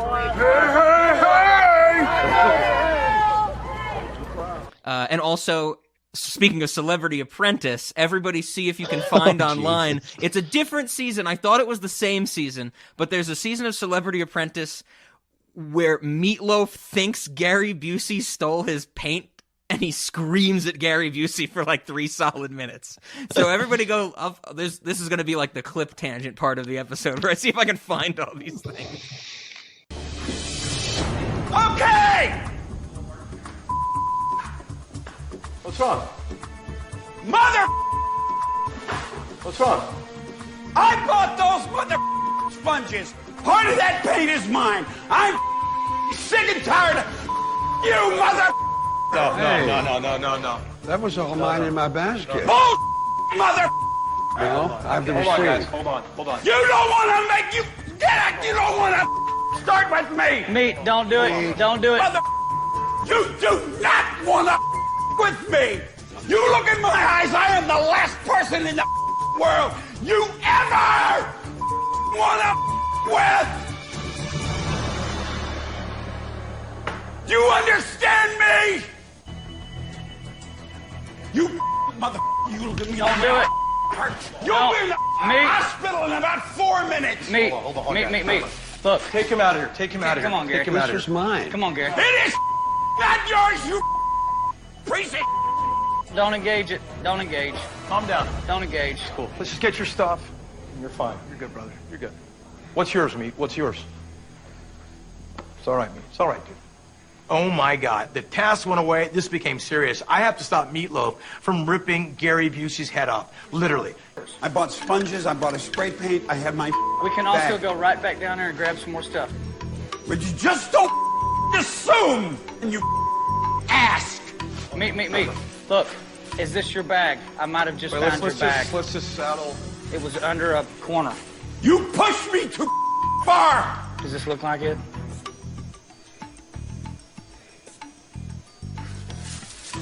Thank you. It was under a corner. Take your spray paint. Thank you very much. Shut the up. No, I Do can't. your hard work and get out of my face. I'm not in your face. Oh God. But yeah, Bill Cosby joke does not fly today. No. Those were the two that popped out at me of jokes where I was like, those didn't really age well type of thing, for different reasons. But it was good to see Aries Spears, because I don't think he does anything these days, at least anything I'm familiar with. So, but still, funny movie, Josie and the Pussycats. So we got to talk about the product placement. Like I mentioned, the McDonald's bathroom, that is absolutely fantastic. I love that there's like the French fry container loofah, and it looks like a burger loofah. And then when Tara Reid gets out of the shower, there's just like a plush Ronald McDonald sitting next to the toilet or something like that. It's fantastic. I think my favorite product placement joke is when Josie and Alan go to the aquarium. And when they try and get away from the crowds that are chasing them, they go to like the lower half of like the whale exhibit or something. And in the actual aquarium, like under the water, there is an Evian ad. And that is so goddamn good. I think the version of that today, if somebody was making this movie, would make it just straight up Nestle. But Evian is just as good. And I don't know, Evian might be owned by Nestle. I have no fucking clue.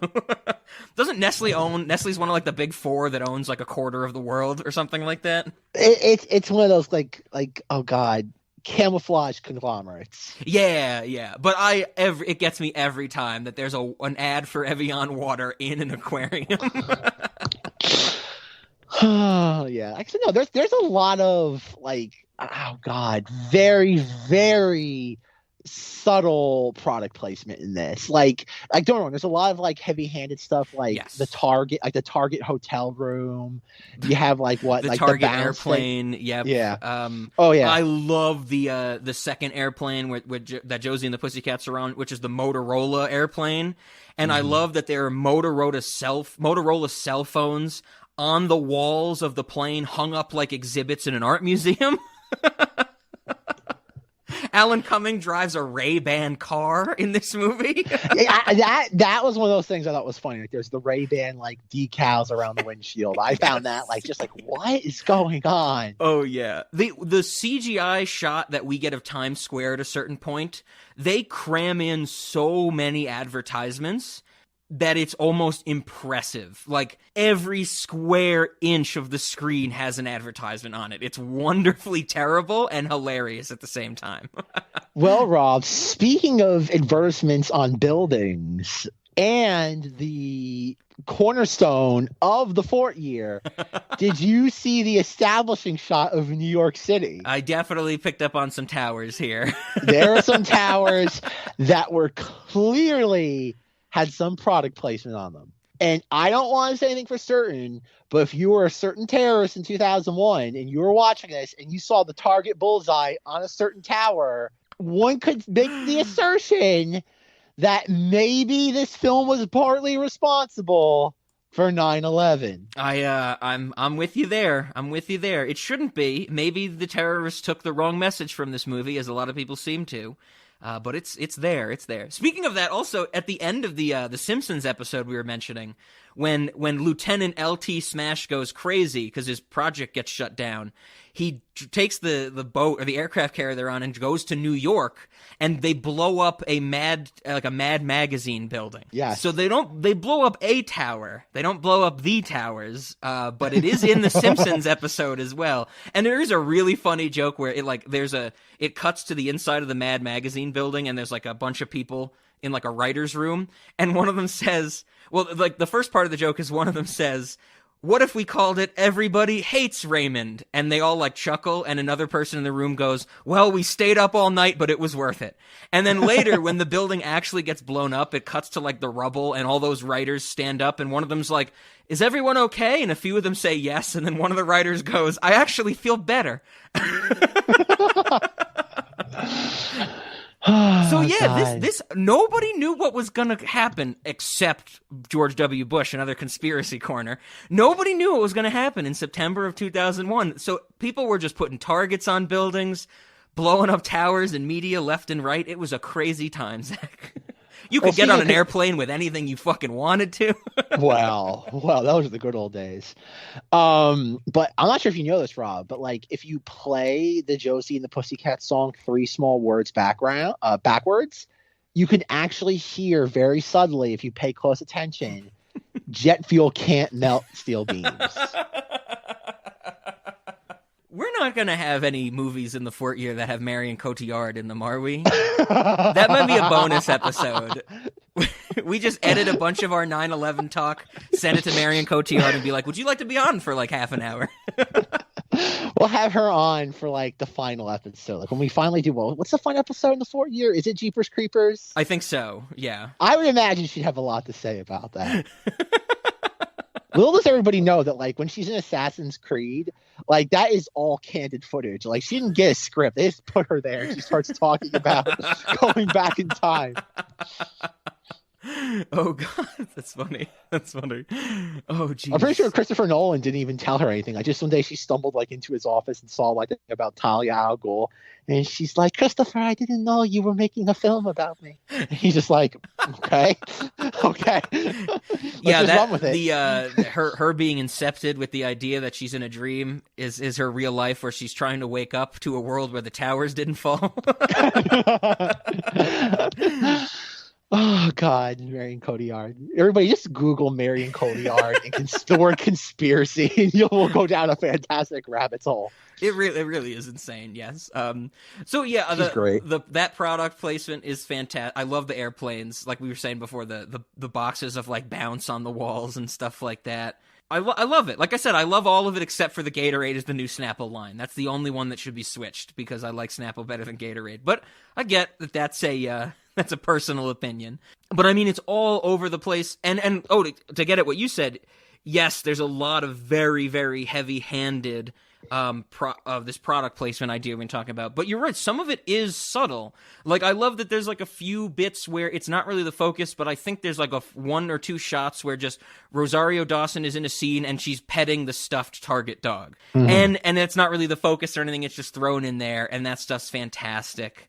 And I also kind of love the fact that, you know, the whole entertainment industry is kind of in on it, you know, with our music industry. They go to the fake TRL set, and you know, Carson Daly and the other Carson Daly are in on it as well and stuff like that. Oh, it's just fantastic. Well, yeah, even the fact that like the MTV News like anchor is in on it. Yes, that behind the music is like the way that they cover up conspiracies. Captain and Tennille, I love that.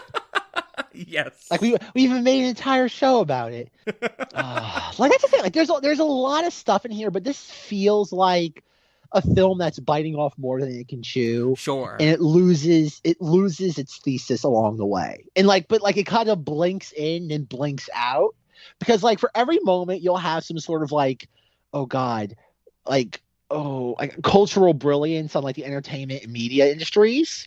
It loses sight of that and will go like into like Josie in like the cardboard cutout like boyfriend character. Mm-hmm. And it's just like, oh God, this is just there because they feel they have to have that in there. Yeah, that whole like the romance aspect, it definitely feels like it's there because it they think it needs to be, which I totally get for this time, you know. But I have to say the one joke with Alan M that really works for me, I don't even know if it's like a super intentional joke, but I love it when Josie doesn't go to his show or his gig, and he's like trying to call her on the phone or the payphone at wherever he's playing, and it's that split screen, but then it just like Josie disappears when he hangs up the phone, and the camera just pulls out to show that he's playing while sitting on a stool that is directly next to the payphone and the bathrooms of this place. And as it continues to pan out, we see like elderly people in this like this pub type place, and for some reason that always gets me, that he's in like this somewhat slightly classy German pub, it seems like, and he's playing with his acoustic guitar and his like, you know, his harmonica set up to his mouth. I don't know, for some reason that always gets me, that, you know, he's just playing right next to the bathroom and the payphone. Yeah, and you have like Alexandra there, and she's sitting there just like oh god, she has a sign. She's I'm with the holding up for him. band. Yeah. Yep. Yeah. Missy Pyle is in this movie. She plays Alexandra Cabot, who, as she says in this film, she's here because she was in the comic. I always found that crazy that that's her name in this movie, and a very long-running assistant DA on Law and Order Zvoo is also named Alexandra Cabot. Oh, how about that? Yeah, so I always think of that. But I mean, Missy Pyle is another one that kind of disappeared, much like a Rachel Leigh Cook, right? I mean, Tim Burton picks her up for she's in Charlie and the Chocolate Factory and maybe one other one.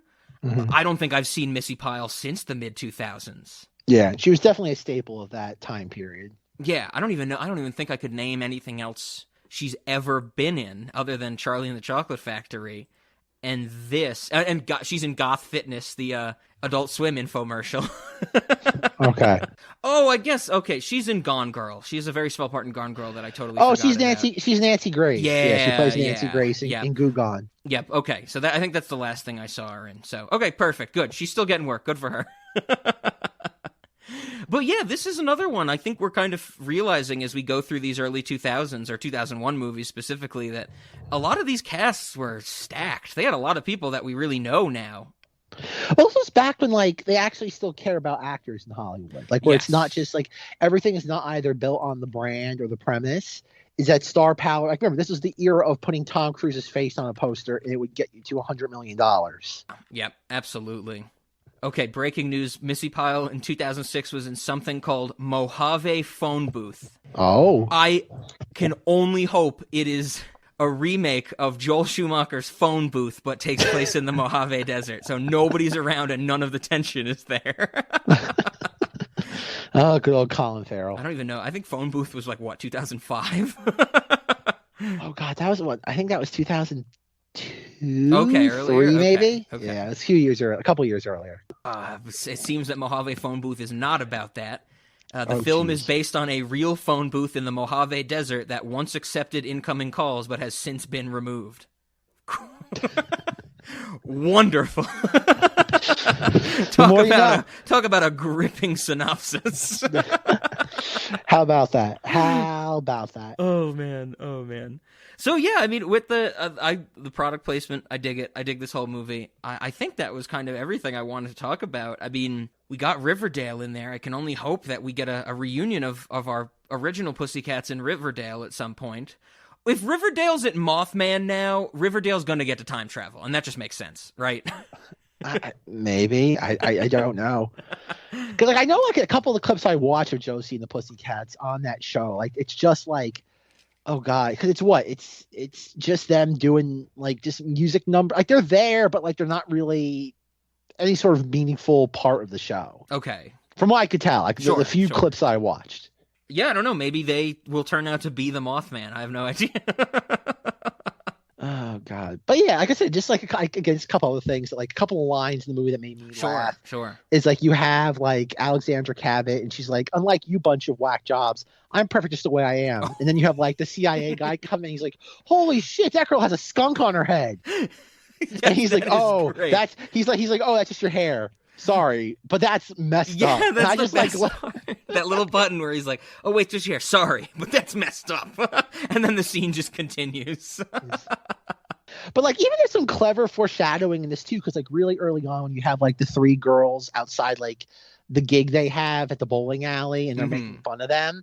And I think, I forget, it might be Rosario Dawson's like, what, did you all sit there dressed the same? Yeah. And they're like, no. And then like you have the whole thing like, oh, they're being conditioned through the music because they're all wearing pink. And then you get the follow-up joke, or the payoff to that is like, oh, orange is the new pink. Yeah. So again, the movie is clever. Oh yeah, yeah. I dig it. I love it. Is this the first instance? It's definitely in my history, but are there instances of the X is the new Y previously? Because I feel like that joke is just so. I mean, like, I know there's like Modern Family has done that joke where like one of the characters is like, "You're never gonna believe this. Kale is the new spinach," you know, and that's got to be what, in like 2010, 2011 or something. I wonder if there's instances of this prior to Josie and the Pussycats. It has to be. I can't imagine this originated with it. Sure. I wonder where it would be though. Interesting. We need our history of jokes, Zack. But just like another one of the parts of the movie that I found really just like funny was like when Josie becomes like evil for 5 minutes, and she's like making fun of Rosario Dawson for like supporting her. And she's like, "Who wants to be a rock star? I'm a rock star." And like Rosario Dawson like stomps off. Then she turns around to Tara Reid and she's like, "Tara Reid, you know what happens to puppies?" She's like, "Puppies turn into dogs who get old and die." and then we see like we cut to like Rosario Dawson like packing her things, like, as she like reminisces about like all the good times like her and Josie had. Yep. And then like we cut to Tara Reid, and Tara Reid's just playing with a bunch of puppies. Yes. Yeah, I love that scene. Is good when Josie turns evil from the subliminal messaging. She, as I thought of it, she goes full on Raven Simone from the Cheetah Girls in that scene.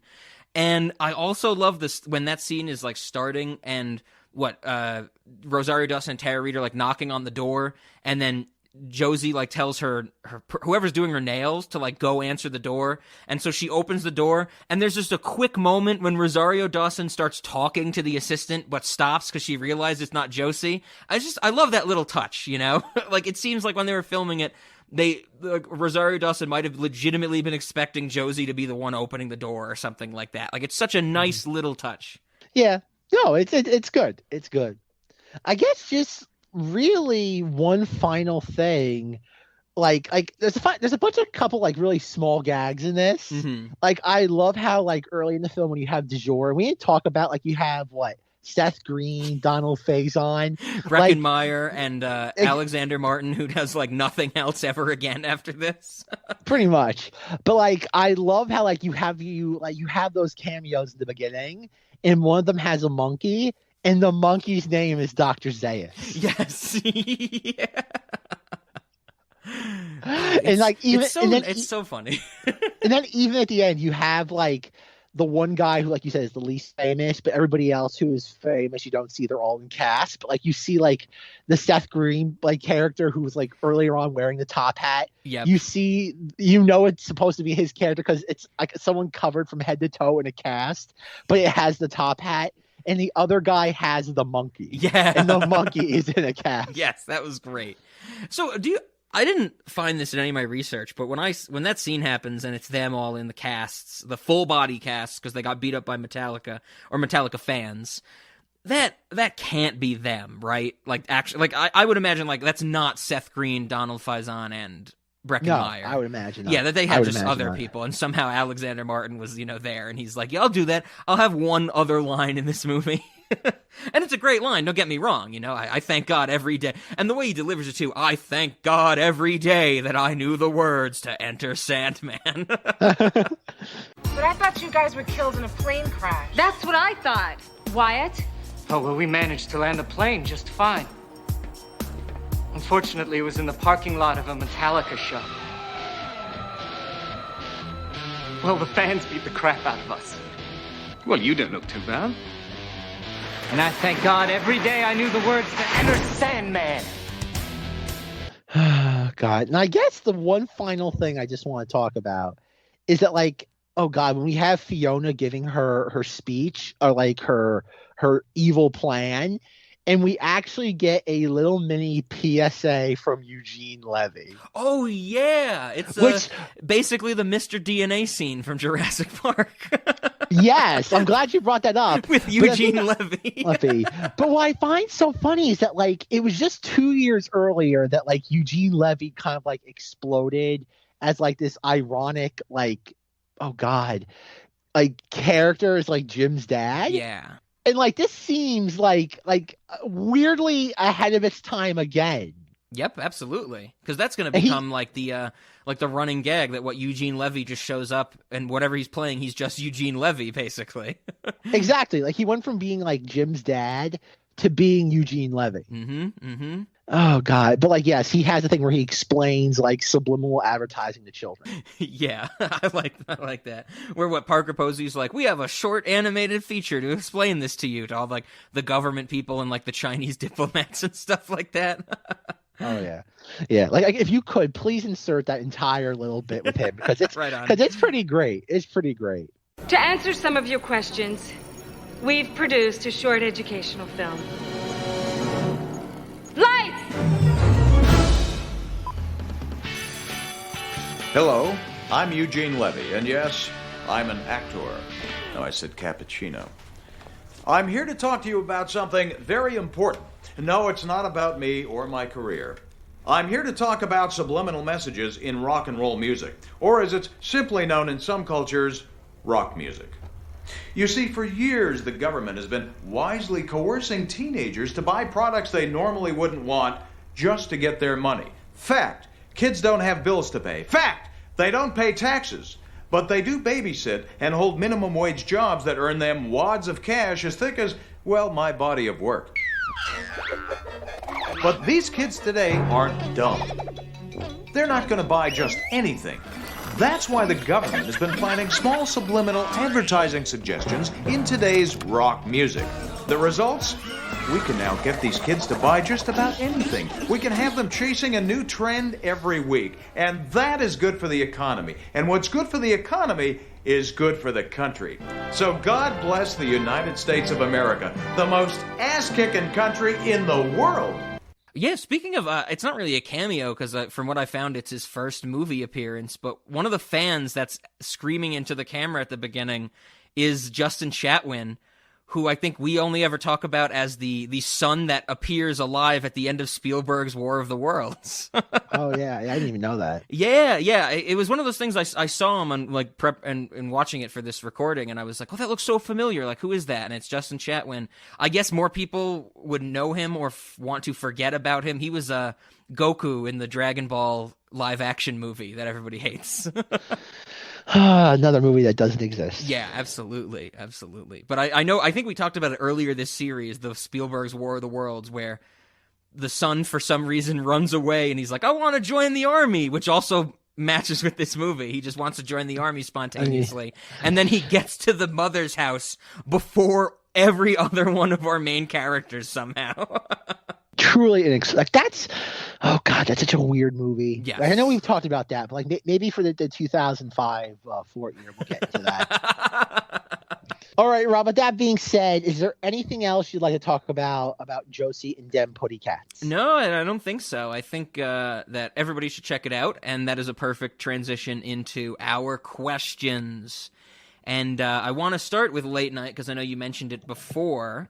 And I guess I was getting at it as well with the people when I mention it, their brain turns off, it seems.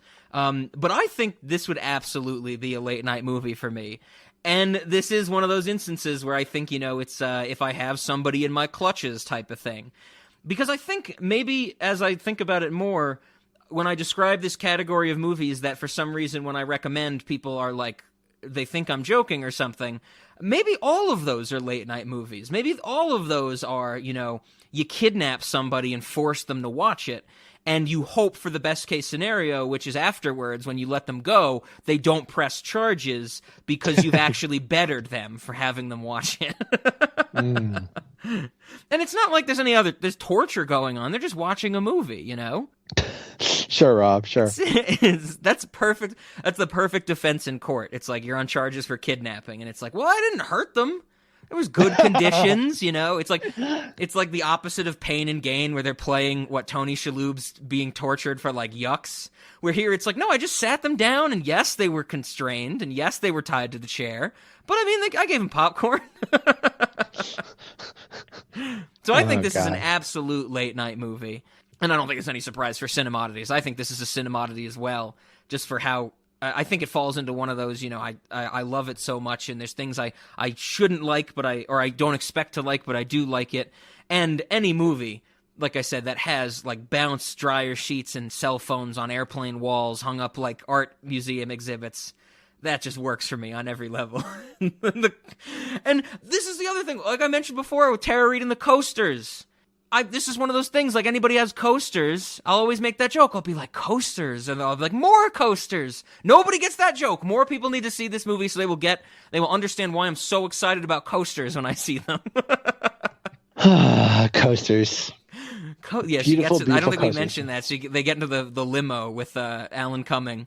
And we do get that great joke where Rosario Dawson is like, hey, wait. And he's like, oh, I did not notice you were not in the car with us. But come on, get in. And when Tara Reid gets in the car, she's like, oh, more coasters. Hey! Oh, so sorry, Valerie. I had no idea you weren't in here. Come on.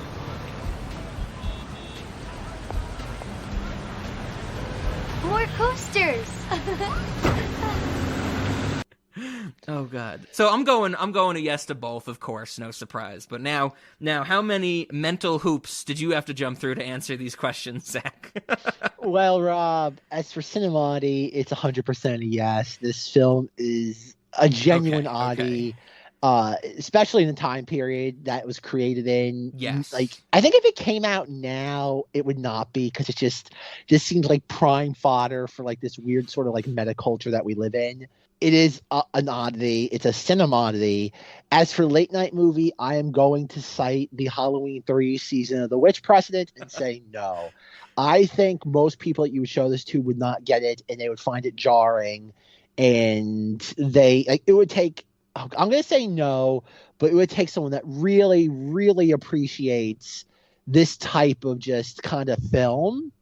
And I wouldn't even know what that means when I say this type of film. Like, just someone who's really able to appreciate subtext and read between the lines. Sure. I think the synonym for what you're saying is a hostage. I think we're in agreement. We might have different answers, but I think we're in agreement on how you get somebody to watch this movie. That's the problem, Rob. I think you have a hard time getting someone to really appreciate this film for what it is, and because of that, Rob is still laughing at his joke. I know. I'm also laughing at. I thought you were going to say that's the problem. It might be hard to capture somebody. But yes, it's going to be a no for me as for late night movie. Okay. Sure, I get where you're coming from. This one is understandable, and I'm glad you agreed with me on Cinemodities, because if you were going to say something else, I was going to have to bust out like. I know we talked about it to a great extent. I know this for a fact on our 3-year extravaganza episode, revisiting if a movie that sweeps the Oscars can be a cinemodity in regard to Silence of the Lambs. But I was going to say, could a movie that in an ideal world of cinemodities sweeps the Oscars be a cinemodity? So you're telling me an alternate cinemodid reality. Cinema reality? Cinemodity? I'm trying to think of a good word. Yeah. We got to think of a portmanteau for cinemodity and reality. Realmodity? Realmodity? Yeah, realmodity is pretty good. I like that. Yeah, I think that'd be interesting. Can a film that sweeps our awards contention sit there be an oddity? Yes. I guess I think the answer is yes. If we're setting the goalpost, then why not? Because I think next week, not to like tip our, well, I think we've already tipped our hand, but just to tip it even further, is that like next week's film is the definition of a film that would sweep a hypothetical cinema. I was just awards. thinking that if we had to give out the 2001 awards, Josie and the Pussycats would not sweep because Freddy Got Fingered would sweep. Freddy Got Fingered, like I said, as somebody who like rewatched that recently, Freddy Got Fingered is a definitive Clash of the Titans for cinema. Oh yes, it's up there with Eraserhead, as in just like it is just potent cinema. Oh my God, I cannot wait. I cannot wait Because like I've been saying, I've been setting it up for this 4th year and probably longer that I fucking can quote that whole movie. And even we talked about it in this one. This movie starts with people screaming at the camera. Freddy Got Fingered starts in almost the exact same way, but it's Tom Green describing his drawings. And then the beaver got angry at the other beaver. You stupid beaver! You stupid beaver! Banana shows up. Banana, you want the job of a former penman? Banana can't be a former penman. You want the job? You got the job! You got the job! On the backwards man, backward man. God. It's finally going to come to fruition next week, where I feel like people are going to. Well, I'll save it because I have so much to say about that. I think the best way to describe next week's episode is our discussion of that will also be like Freddy Got Fingered in that the premise is, what if you were staring into the eye of Satan for 90 minutes? In a good way. That's a really good thing. I like to imagine that's a tagline on the box. That's why I like to imagine when I want to make a hardcore pitch to Criterion to finally do the Freddy Got Fingered like special edition, and I want Rob to write the like accompanying essay that they include in the book or in the release, and I want that to be the pull quote from it. It's like staring into the eye of Satan, ... and that's a good thing. Oh, that's perfect. There's a few movies that I would love to write the essay for the Criterion booklet for, and Freddy Got Fingered is probably my number one that I would want to write the essay for. That, Odd Sack, Southland Tales. Freddy Got Fingered, truly the most.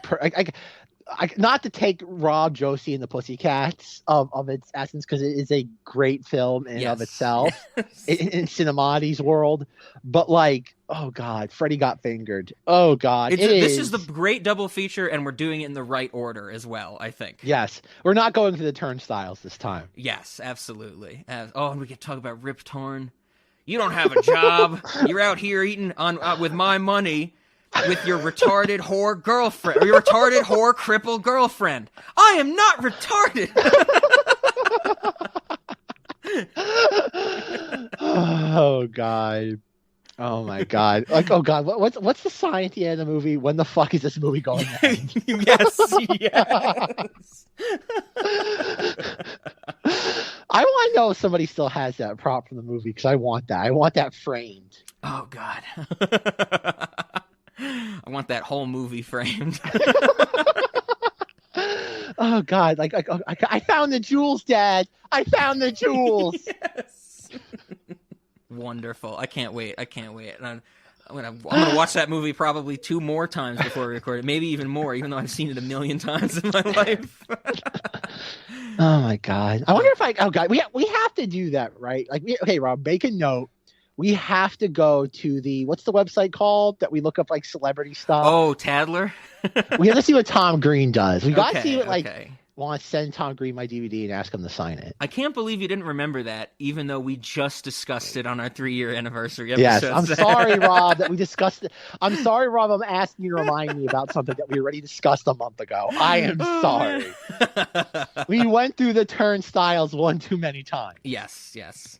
All right. Well, good tangent on Tom Green in next week's episode.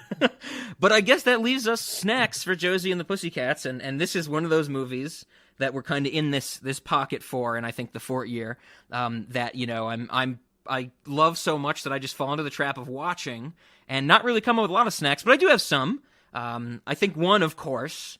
Whenever utensils are served, I know we have a lot of weird utensils in the restaurant. Whenever chopsticks are served, we replace them with drumsticks, because we get to see Tara Reid eating ramen with drumsticks in place of chopsticks at a certain point in this movie. And I figured that would just go well with our Nicolas Cage's axe from Mandy and things like that. Yes. We just have drumsticks as chopsticks. Did you ever see or know about how in the M. Night Shyamalan movie After Earth, like the futuristic utensils they have are 3-pronged chopsticks? Really? Have you ever heard of it? Yeah, like there's a few scenes. I know the movie, but I've never seen it. Okay. I've heard that I've never seen it either, but I've heard that it's like the futuristic technology is 3-pronged chopsticks. Drumsticks are way better. So that was my first one. I wanted drumsticks in place of chopsticks, and then the other one I thought of was because, as I'm pretty sure we established last week in our Suck and Blow episode, we have an airport in the Cinemodities restaurant. We should have the Cinemodities private jet that is just for, like, us and our VIPs and stuff, that is just loaded with Cinemodities product placement. So, like, everything that we have in the gift shop is in there. Our logo is just plastered all over the place, much like the Motorola plane or the Target plane that we see in this movie. Good. And I think that was it. I mean, there were some other low-hanging food things, I think, but I didn't want to just pick those out. But what did you have for snacks? First, I want cartoon character like loofahs of Rob and Zack and other sort of things from the restaurant. Perfect. I want that. Oh. I do want to know that I've always wondered about this ever since I've seen this film, that we see like Tara Reid using like we see the like French fry like loofah, and we see the other like McDonald Land characters. I don't think those are loofahs. I think they just gave her like stuffed animals and told her to use them as a loofah. I could totally see that happening, that they just had like the actual like merchandise from McDonald's at a certain point. And they're just like, just do it up. Just use it like a loofah. That's what I mean. Because like, I've never heard of McDonald's like character loofahs. Like, I know like McDonald's merchandise the hell out of those characters. Like, in like the 80s, 90s, and like early 2000s. I still have a single chicken nugget action figure. Do you? Yeah, it's just it's not even an action figure. It's just a chicken nugget with a flat base, so it stands up and it has a face on it. Oh God. But yes, I think that's the case, but I think we should have actual, like, you know what? Screw it. Not even a loofah. We're going to have little plushes of Rob, Zack, Nelson De La Rosa, like all these things. And they're going to be in like, there'll be a little tag that says like Zack, Rob plush, encouraged as a loofah. Okay. I dig that. I am wholeheartedly excited about the idea of someone washing themselves with plushes of us, Zack. That's a world I need to live in.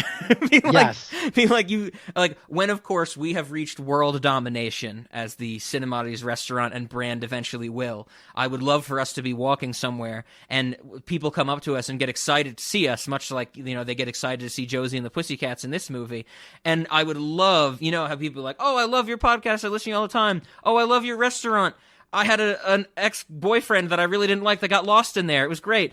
I would love for somebody to come up to us and be like, I wash myself with your plushies. That's the height of fame if I've ever heard it. Hashtag podcasting goals. Oh man. Okay, that's a really good one. Because that's a great way to market our walk around characters. Oh God! I guess like because like you said, there's not a lot of just outright foodness other than just like product placement food, like a Big Mac, things like that. Yeah, the Big Mac with the Pringles and Oreos and stuff like that. Yeah. Oh God! But I think what we need, as reference, when the Pussycats go to the bathroom to discuss the deal that Wyatt's offering them, I think we need a tampon vending machine in the ladies' room. Ooh. This sounds vaguely familiar, like we have something vending machine in a bathroom. I don't remember what the vending machine is for, don't we have like a cigarette vending machine at some point? Okay, that has to be it. I don't know for sure, but when you say that, it's just like, that would make perfect sense. When I'm editing this, I will do another Control F for cigarettes in the spreadsheet, and if there isn't a vending machine in the bathroom for cigarettes, I'll put one in there. But yeah, cause like come on, there's a bunch of stuff we could pull from for this movie. Like, I like the idea of having a car on display just to like dispose of like unwanted people that we want to get rid of. Yeah, sure. Like I would love that. Like, there's a lot you can pull from this though, but a lot of it just feels like it's like there's so many that you don't want to go overboard. Yeah, I hear you. I also absolutely love the fact that after 3 years, we've finally gotten to the point where I can say, Zack, what snacks do you have for this movie? And you go, loofahs. Like, without missing a beat, it's like we have established the language of what snacks means. It's almost an undefined term now. That's what I mean. I feel like Cinemodities almost needs like an instructional manual now when you get into it. Like, I feel like whereas I'm like, not to go back, but to like reference blank check to like they'll reference like the box office game, and like every few episodes, like one of them will give some context as to what that is. We just we do not do that. Like, we have not explain the Cinemati's restaurant. Like what? Maybe once every 6 to 9 months, we'll explain what the restaurant is. Yeah, like you'll just exactly. be like, it's an infinite void in the spot that Mars 2112 took up in Times Square, and that's like pretty much the extent that the context goes to the Cinemati's restaurant. Yep. When you were on your hiatus and I had all these new guests, I always explained the restaurant to them in the same way, which is how I will still explain it now because I fell in love with it. It's a restaurant in Times Square, New York, where Mars 2112 used to be. It's finite on the outside, infinite on the inside, and it's totally real. That's all you need to know. I was watching some video on YouTube. It was about like themed, like super themed restaurants, like Rainforest Cafe, like Plant Hollywood, like restaurants like that. And they referenced Mars 2112. And the person I was with, I'm like, yeah, that's where my restaurant is. And they just look at me, and it's like, and I didn't say anything back. Good. That is where my restaurant is. It's Mars 2112. Our restaurant, Rob. Our restaurant. Yes, we know. We're 50-50 until the legal problems come up, and then I'm 51, you're 49. We know how it goes. Until Mariska Hargitay shows up. Yes. Oh, God. Okay, well, I think then we've already said what we're discussing next week. It's going to be, we're going to... A masterpiece. Zach and I are going to look into the eye of Satan, and our audience that listens to that episode will listen to people discussing looking into the eye of Satan, which I think by the transitive property, they will be listening to the mouth of Satan. We'll get into all that. But Freddy Got Fingered next week. I'm so excited. It's just like Monkey Bone. It's one of them that's been on the list to talk about on this podcast since the start. I'm so jacked up. And then we'll have to eventually, I don't know, talk about Shrek at a certain point. But I'm putting that off. I'm not thinking about that. I'm going to stay in my happy place. Well, Rob, before you do Shrek, we have Pearl Harbor. Oh, God. Oh, my God. But Rob, it's Ben Affleck. Show me the harbor. What is it? Cuba Gooding Jr.'s in that, right? He's in Pearl Harbor. Yes. Yes. I'm like. Show me the harbor. Oh, speaking of in real time, because last week when we did Suck and Blow, we talked about Tom Cruise, and I said that I was pretty sure that Tom Cruise did Show Me the Mummy for the press tour for the Mummy, and you said, I quote, you said, I hope that doesn't exist. It totally exists, and I put the clip in. Did it? Oh, God. I found it. Oh, I found it, Zach. The world is a terrible place, but at least we're in our own bubble of Josie and the Pussycats and Freddy Got Fingered. Oh, God. I'm trying to think, Rob, has there ever been another movie that we've discussed on Cinemati's or anything that's as potent as Freddy Got Fingered? I think I would say no, first off, and the close second, maybe not even close second, the thing in second would be Freaked, I think. Would it be Freaked or would it be Wonder Chosen? Ooh, that's a good one. Wonder Chosen is probably second place. Freaked is probably third. Because Wonder Chosen is, I don't think I would describe Freaked as looking into the eye of Satan. Wonder Chosen is probably if Wonder Chosen is looking into the left eye of Satan, Freddy Got Fingered is looking into the right eye of Satan. Okay. And whenever we figure out what else fits in that category, it will be looking into the third eye of Satan. Because like we talked about that, like the infamous, or not infamous, the hypothetical Clash of the Titans for Cinemati's. Yes, like it'd be Eraserhead, Freddy Got Fingered. Like what else? I'm trying to think. Like, did we ever include Mortal Engines in there? I don't think so. For some reason, I feel like Book of Henry got put on a pedestal, but that was before we even had this notion. But I think it would be up there. Yeah. Book of Henry. I don't even think Book of Henry's at that level. Yeah. Of just sheer insanity. Yes, absolutely. Like even L's. Would L's be up there? No, not quite. Elf has some pretty weird shit in it, though. Oh, absolutely, yeah. I mean, are you an elf? Is that your goddamn? Are you your goddamn elf? Are you a Nazi? Is that your goddamn elf? What are you, a goddamn Nazi or something? Is that elf yours? Is that your goddamn elf? I love it. Bunce McGavin. Bunce McGavin, yeah. God bless Bunce McGavin. Oh my God. So I think bunch that leaves together. us with how we end this episode. I think it's no contest.